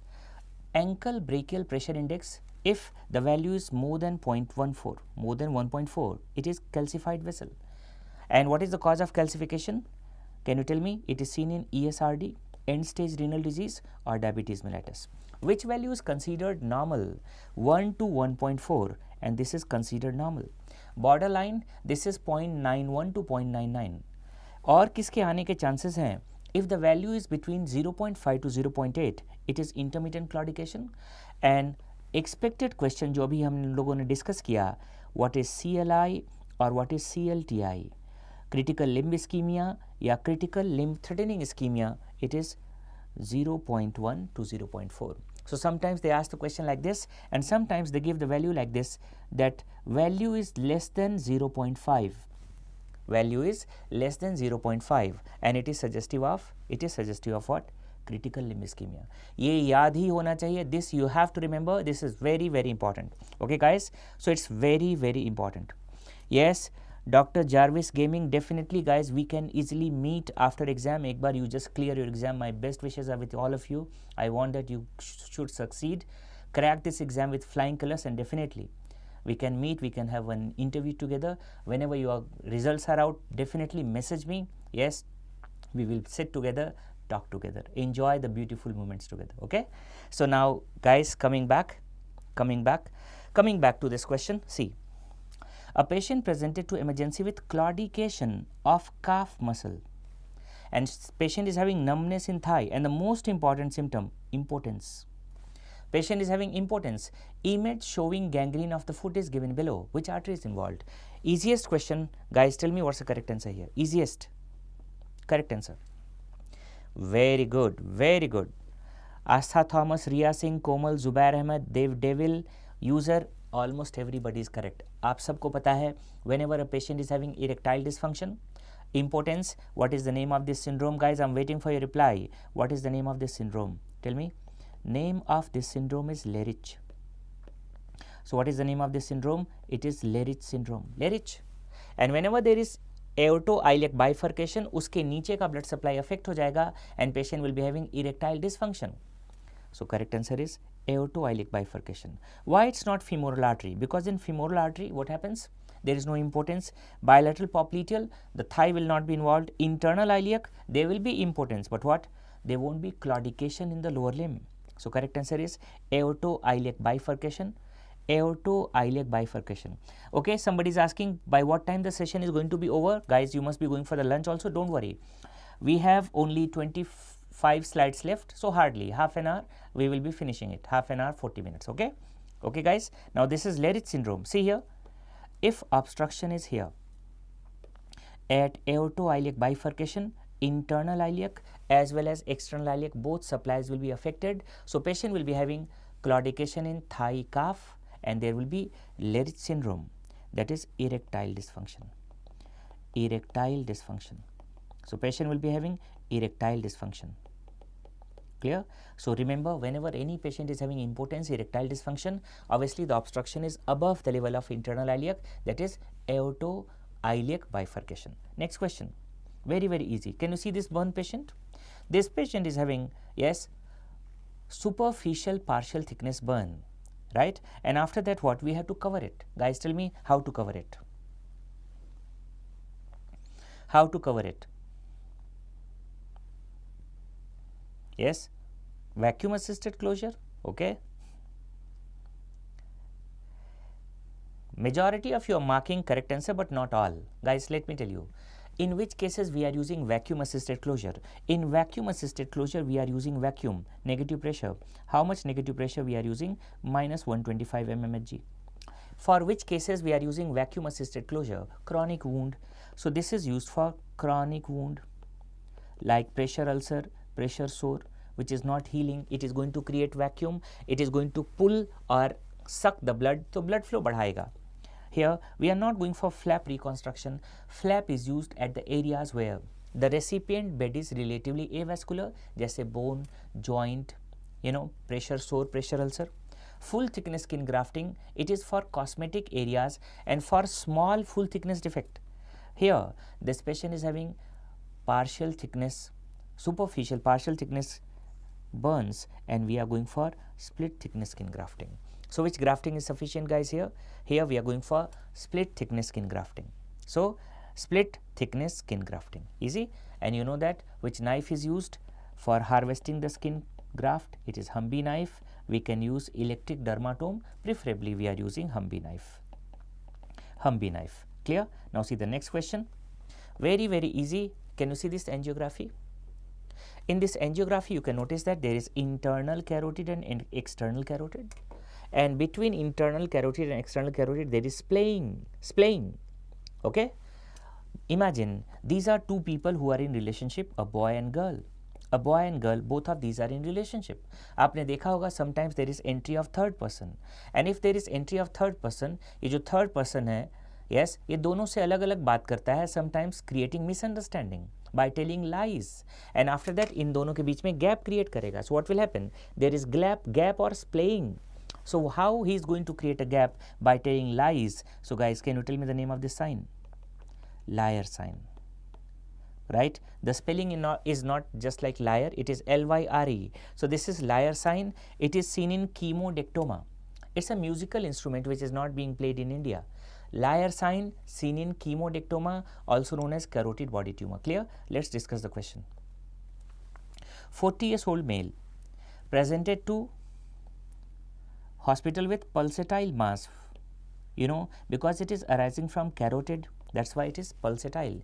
Digital angiography image is given below. Swelling was not filling on the carotid compression but refilling on releasing the pressure. This is known as compressible swelling. When you apply the pressure, the size becomes smaller, release the pressure, it regains its size. It's compressible swelling. You know that vascular swellings are compressible.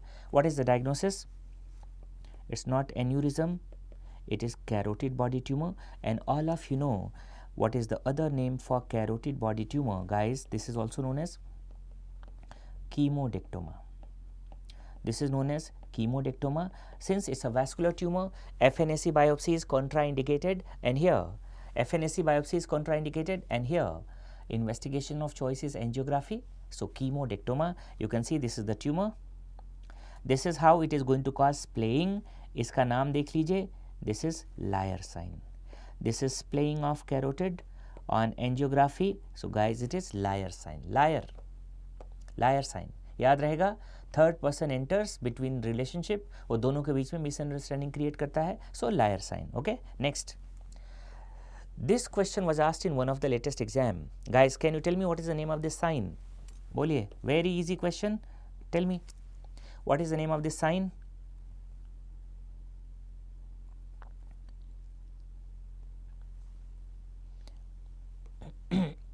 Okay, dural tail. So guys, this is dural tail sign. All of you know what's the name of this sign. This is dural tail sign, and this dural tail, it is typically seen in meningioma. Dural tail sign typically seen in meningioma. जरा question देखिए. 40 years old female presented to OPD with complaints of recurrent headache and nausea. MRI brain shown below. What's the diagnosis? Meningioma. This is dural tail sign. I'm telling you there are two questions in relation to brain tumor. One question is asked in relation to glioblastoma multiforme and the second is meningioma. देख लीजिए दोनों question, very very easy. Guys, see here. This is extra axial lesion with dural tail sign, and there is localized growth of bone, skull bone. This is known as bony hyperostosis, also known as sun ray spicules. What's the name? Sun ray. This is also known as sun ray spicules. So bony hyperostosis, also known as sun ray spicules. And see this one, this tumor is going to cross the midline. Since tumor crosses midline, जरा देखिए और बताइए कैसा लग रहा है. How it looks like, guys? Tumor crosses the midline. How it looks like? It's looking like butterfly. So what's the name? It is known as butterfly tumor. Butterfly tumor, butterfly glioma. So butterfly tumor. And here you can notice there is central necrosis with ring-like enhancement. So there is central necrosis with ring-like enhancement. These are the findings of GBM, and you know full form, glioblastoma multiforme. So these findings are of GBM, glioblastoma multiforme. You know, glioblastoma multiforme is the most common type of astrocytoma, most malignant astrocytoma, having worse prognosis. और इसकी location कहाँ होती है adults में? Supratentorial.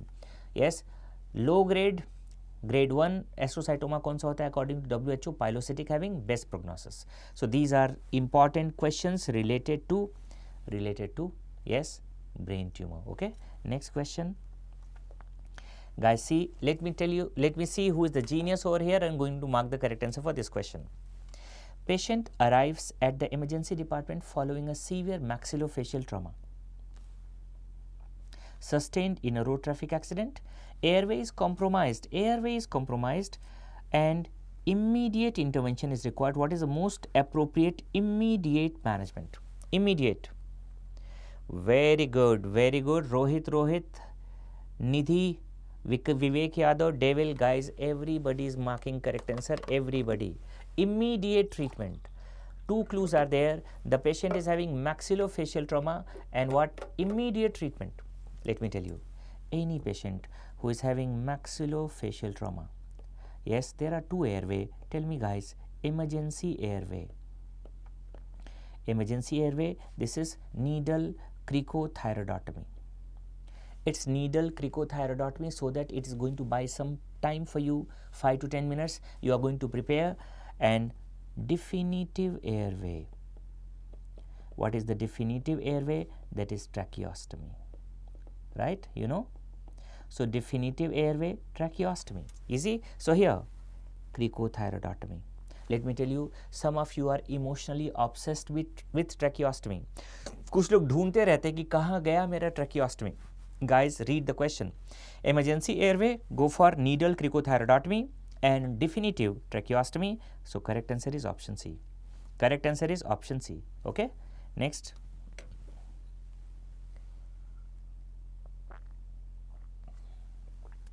Guys, tell me correct answer for this question. Let me see who's the genius over here. 40-year-old male presents to emergency department with head injury and severe respiratory distress. On evaluation, patient is having BP 70/50, matlab hypotension. There is tracheal deviation to right, distended neck veins, and absent breath sounds on the left side. GCS was 8. What is the most appropriate next step? First, guys, tell me, what's the diagnosis here? Very good. Very good. So, guys, I'm having two kinds of answers here. Two kinds of answer. Some people are marking option A and some people are marking option C. Let's decode it. Very easy. This patient is having tension pneumothorax. Patient is having tension pneumothorax. Okay.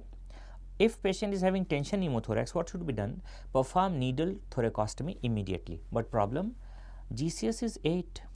GCS is 8, matlab patient is having severe head injury. You know the classification of head injury? Mild. Mild head injury, 13 to 15. Moderate head injury, moderate, 9 to 12.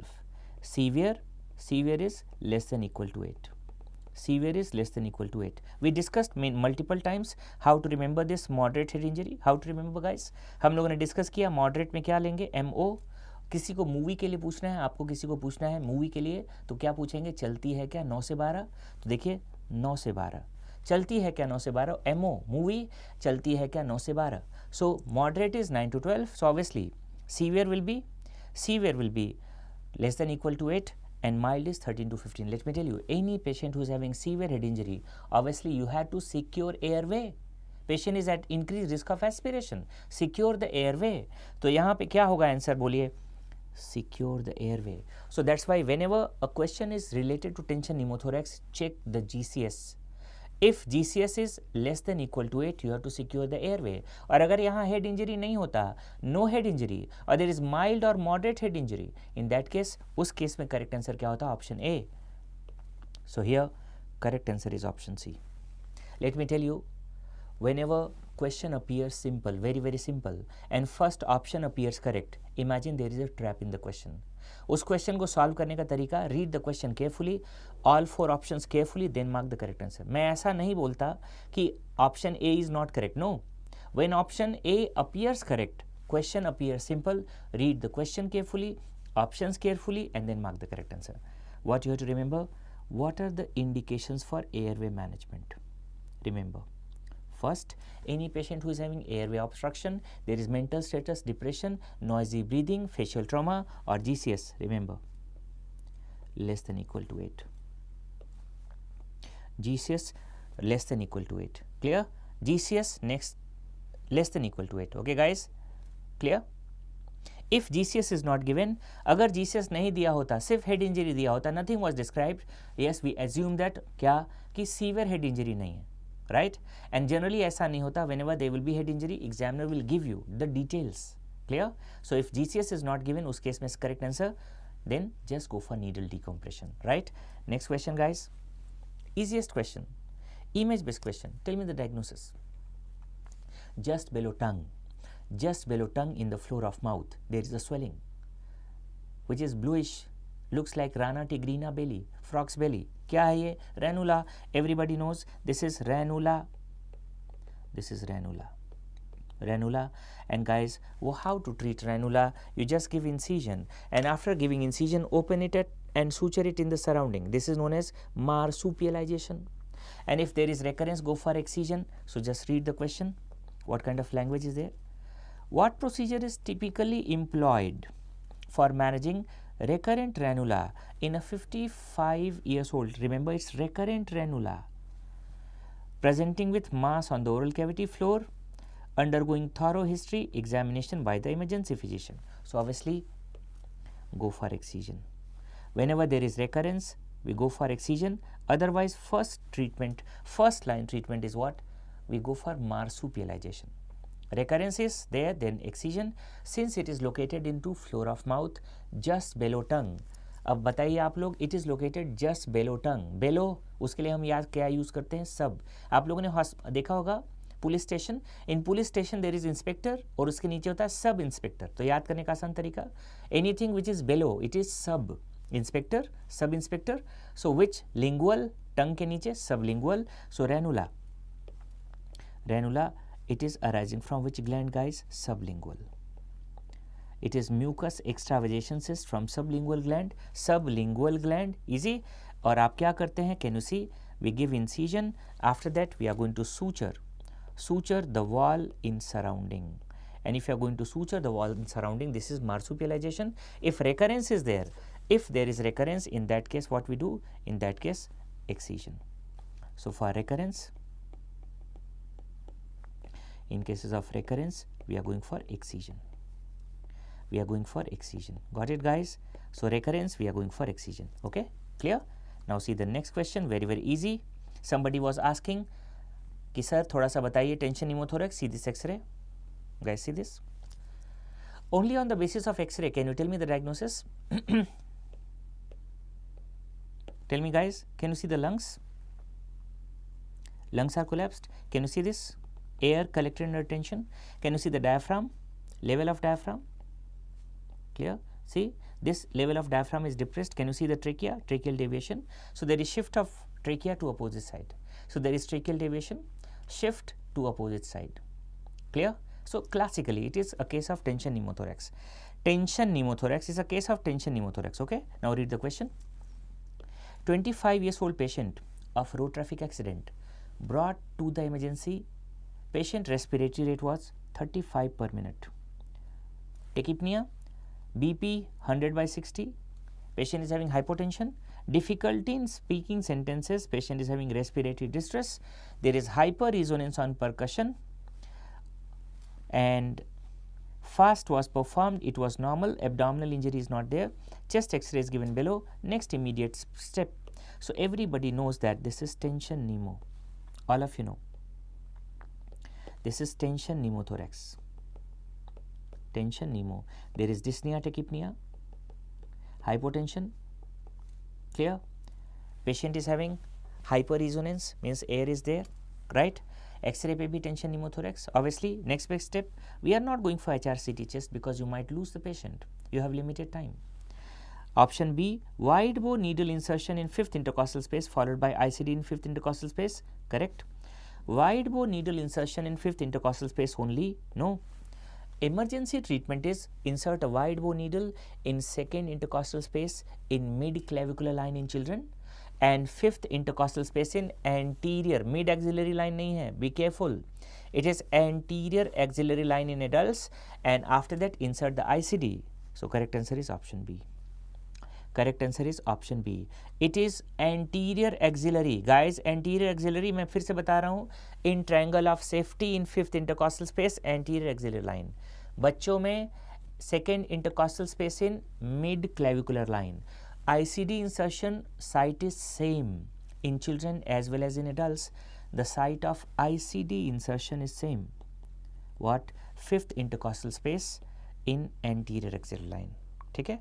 Not mid axillary line, it is anterior axillary. Guys, correct it, anterior axillary. ठीक है? Somebody was asking कि sir होता क्या है tension pneumothorax में? All of you know, let's discuss quickly. There is one-way valve air leak. Air comes inside, collects under tension. If air collects under tension, lungs will be collapsed, diaphragm will be depressed, IVC और SVC compress हो जाएगा, venous return to the heart will be decreased, decreased cardiac output. Clear? If IVC is compressed, decreased cardiac output, superior vena cava is compressed, decreased cardiac output, लेकिन आपको क्या मिलेगा?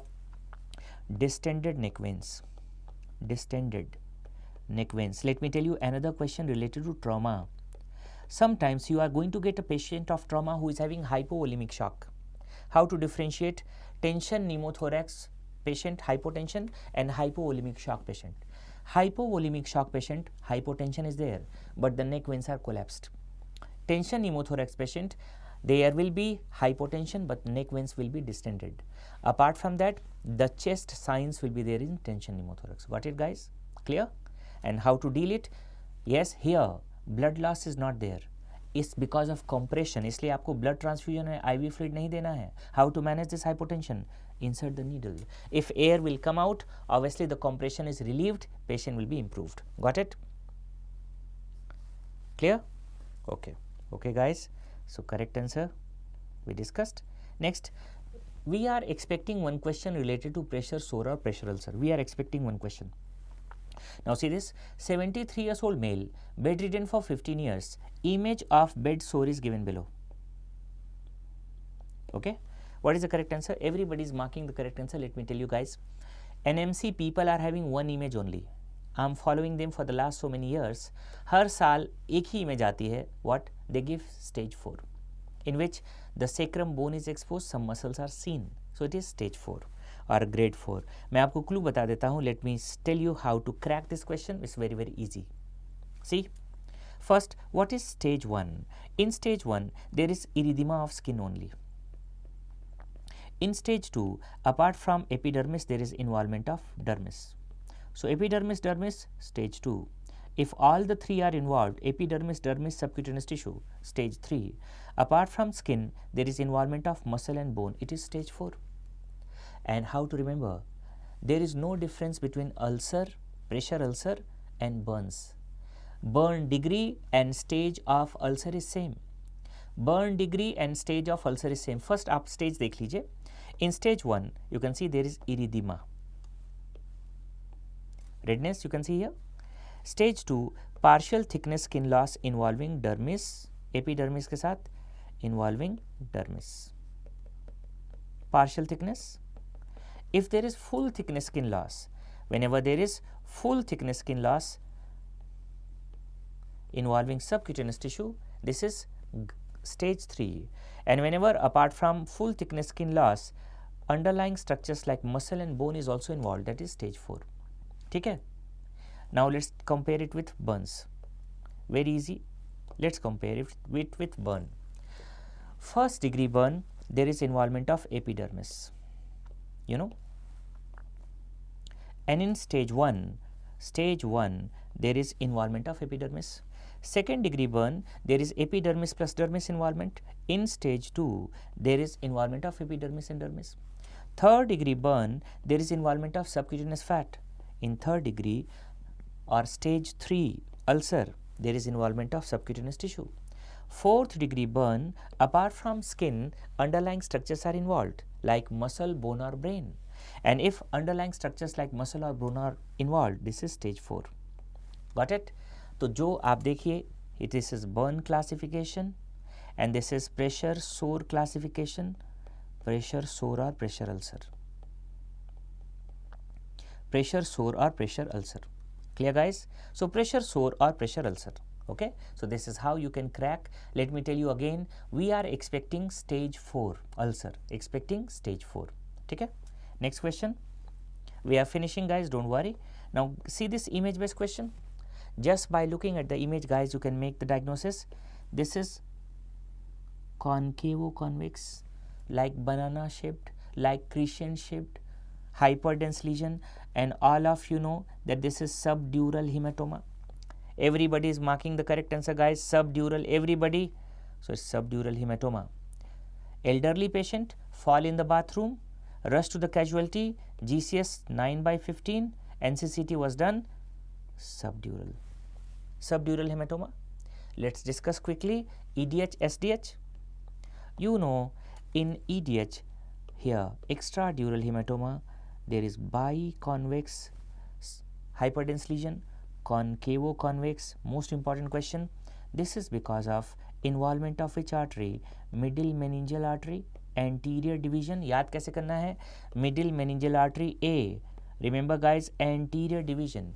Middle meningeal artery A, MMA A, anterior division. It is because of involvement of cortical bones, cortical veins या bridging veins, cortical या bridging veins. Easy. For both of these, investigation of choice is same, NCCT. Drain it. In both of the cases, we are going to drain it. Here, lucid interval is positive. It's lucid. EDH, lucid interval is positive. Drainage के लिए same. We are going for burr hole. And if large hematoma is there, guys, we are going for craniotomy. So for large hematoma, we are going for craniotomy. Large hematoma, craniotomy. It is not craniectomy. Craniectomy massive edema के लिए करते हैं. Hematoma के लिए, drainage के लिए we are doing craniotomy. We cut the skull bone.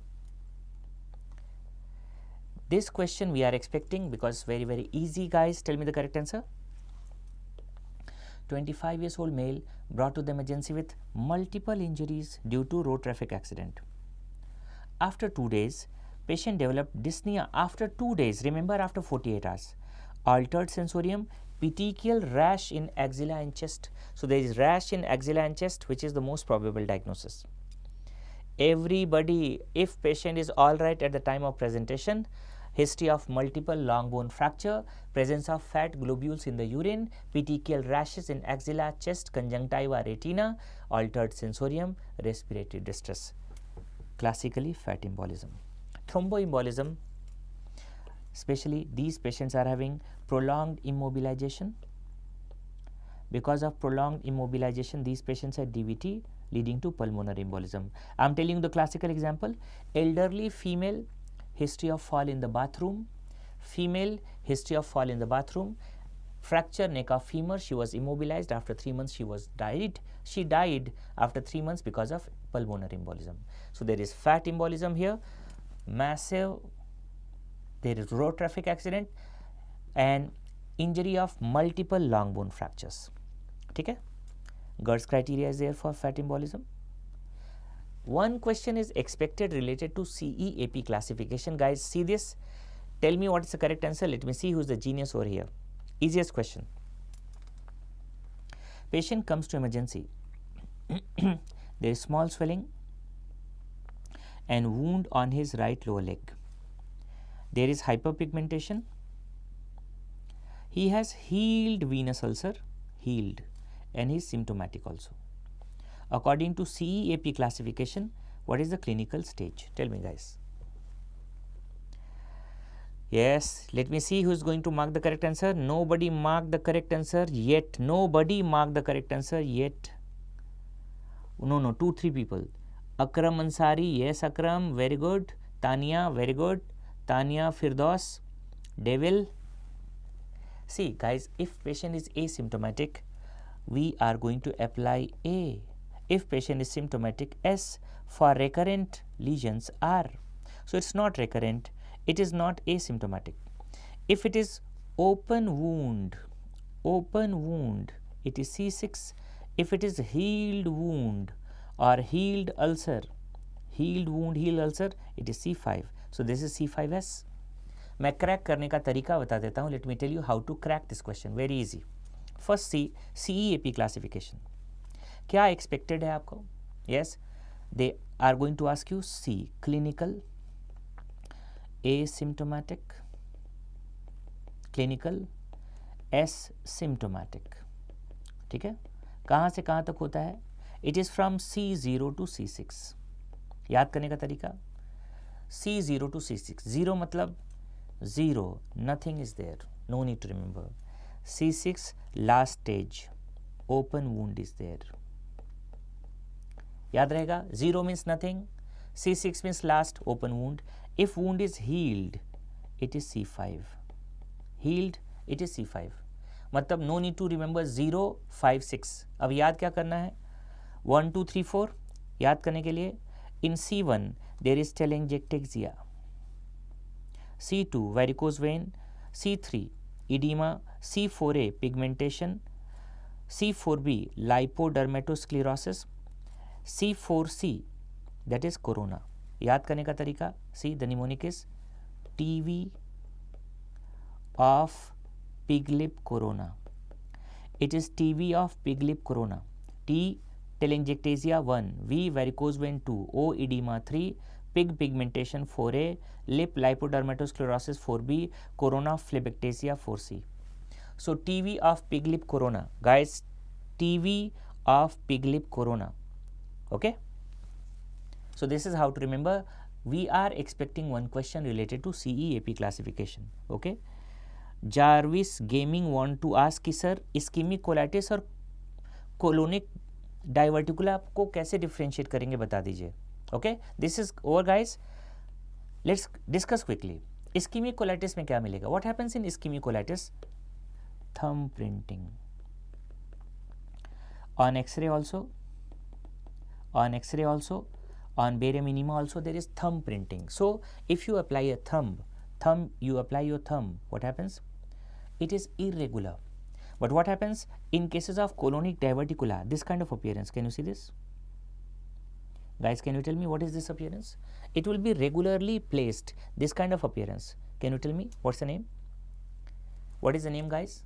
Yes, this is sawtooth. So if it is regular, it is sawtooth. Irregular, yes, it is thumb printing. So this is sawtooth appearance. So guys, sawtooth appearance, ये sawtooth मिलेगा आपको, sawtooth appearance on colonic diverticulosis, clear? And irregular thumb printing, you are going to find it on X-ray as well as enema in patient of ischemic colitis. ठीक है? Next question, which of the following is considered gold standard for diagnosing renal stone? Can identify both radio-opaque and radiolucent stone. This question was asked this year multiple times. NEET PG, FMGE. You know, for uretary colic, for renal colic, investigation of choice, non-contrast spiral CT. It is non-contrast CT because most of the kidney stones are radio-opaque, guys. So it is non-contrast spiral CT. What is the correct answer? C. So everybody is correct here. Correct answer is option C. It is non-contrast spiral CT. Clear, guys? We are expecting this question, I am telling you. Okay? Now match the following instruments. First see the instrument and tell me. First see the first option A. How to identify? Can you see? There is tooth and groove. If there is tooth and groove, this is Cocker's forceps. दूसरा वाला देखिए. It's a lightweight instrument having pointed conical tip. Can you see this? Pointed conical tip. What's the name? Mosquito forceps. Now see the option 3. There is a gap between these two. Only terminal part is having fine serrations, fine teeth. So this is what? Ellis tissue forceps. And you can see here there is gap between the end of the blade. There is fenestration in the blade. It is non-traumatic. So guys, it is Babcock's. This is Babcock's.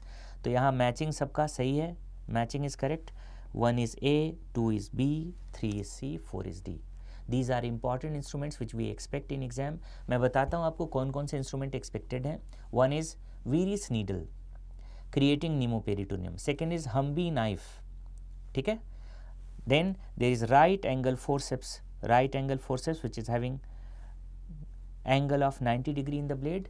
Mosquito forceps, Cocker's, Ellis, Babcock's. So you can see here, ये है आपका tooth and groove. This is Cocker's hemostatic forceps. Okay guys, you can see this mosquito, pointed conical tip.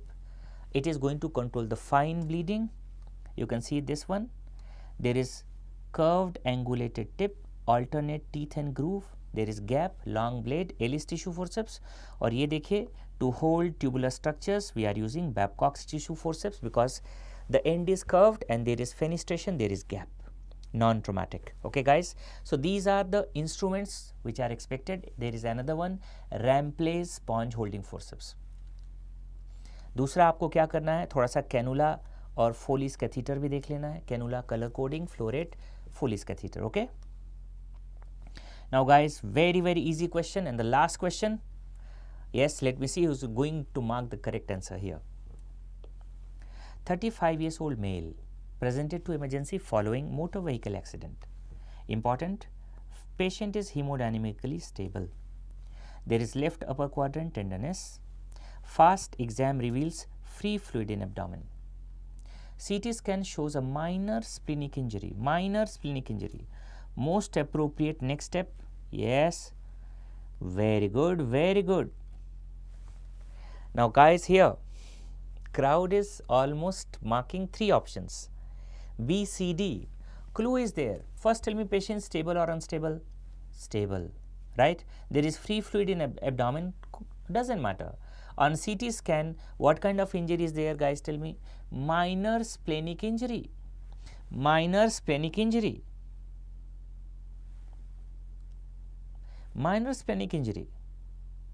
Yes.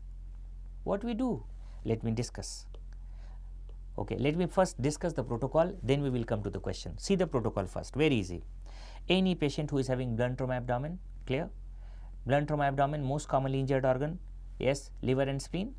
We have to go for fast, whether patient is stable or unstable. Imagine patient is unstable, do the fast, it will be positive. If patient is unstable, take the patient for laparotomy. Got it? Patient is stable, do the fast, negative, observation. Fast is positive, confirm the finding by CCT. Grade 4, grade 5 injuries cannot be managed conservatively. That's why we do laparotomy. Grade 1, 2, 3 can be managed conservatively. Grade 1, 2, 3, what you have to look for?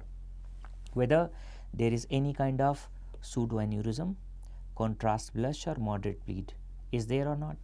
If it's not there, no pseudoaneurysm, contrast blush or moderate bleed, observation, repeat the scan after 72 hours. But if there is bleed, angioembolization, if angioembolization is failed, not available, take the patient to OT. There is hemodynamically unstable patient, peritonitis, take the patient to OT. Clear? Now see the question again. This patient is stable. Active bleeding is there? No.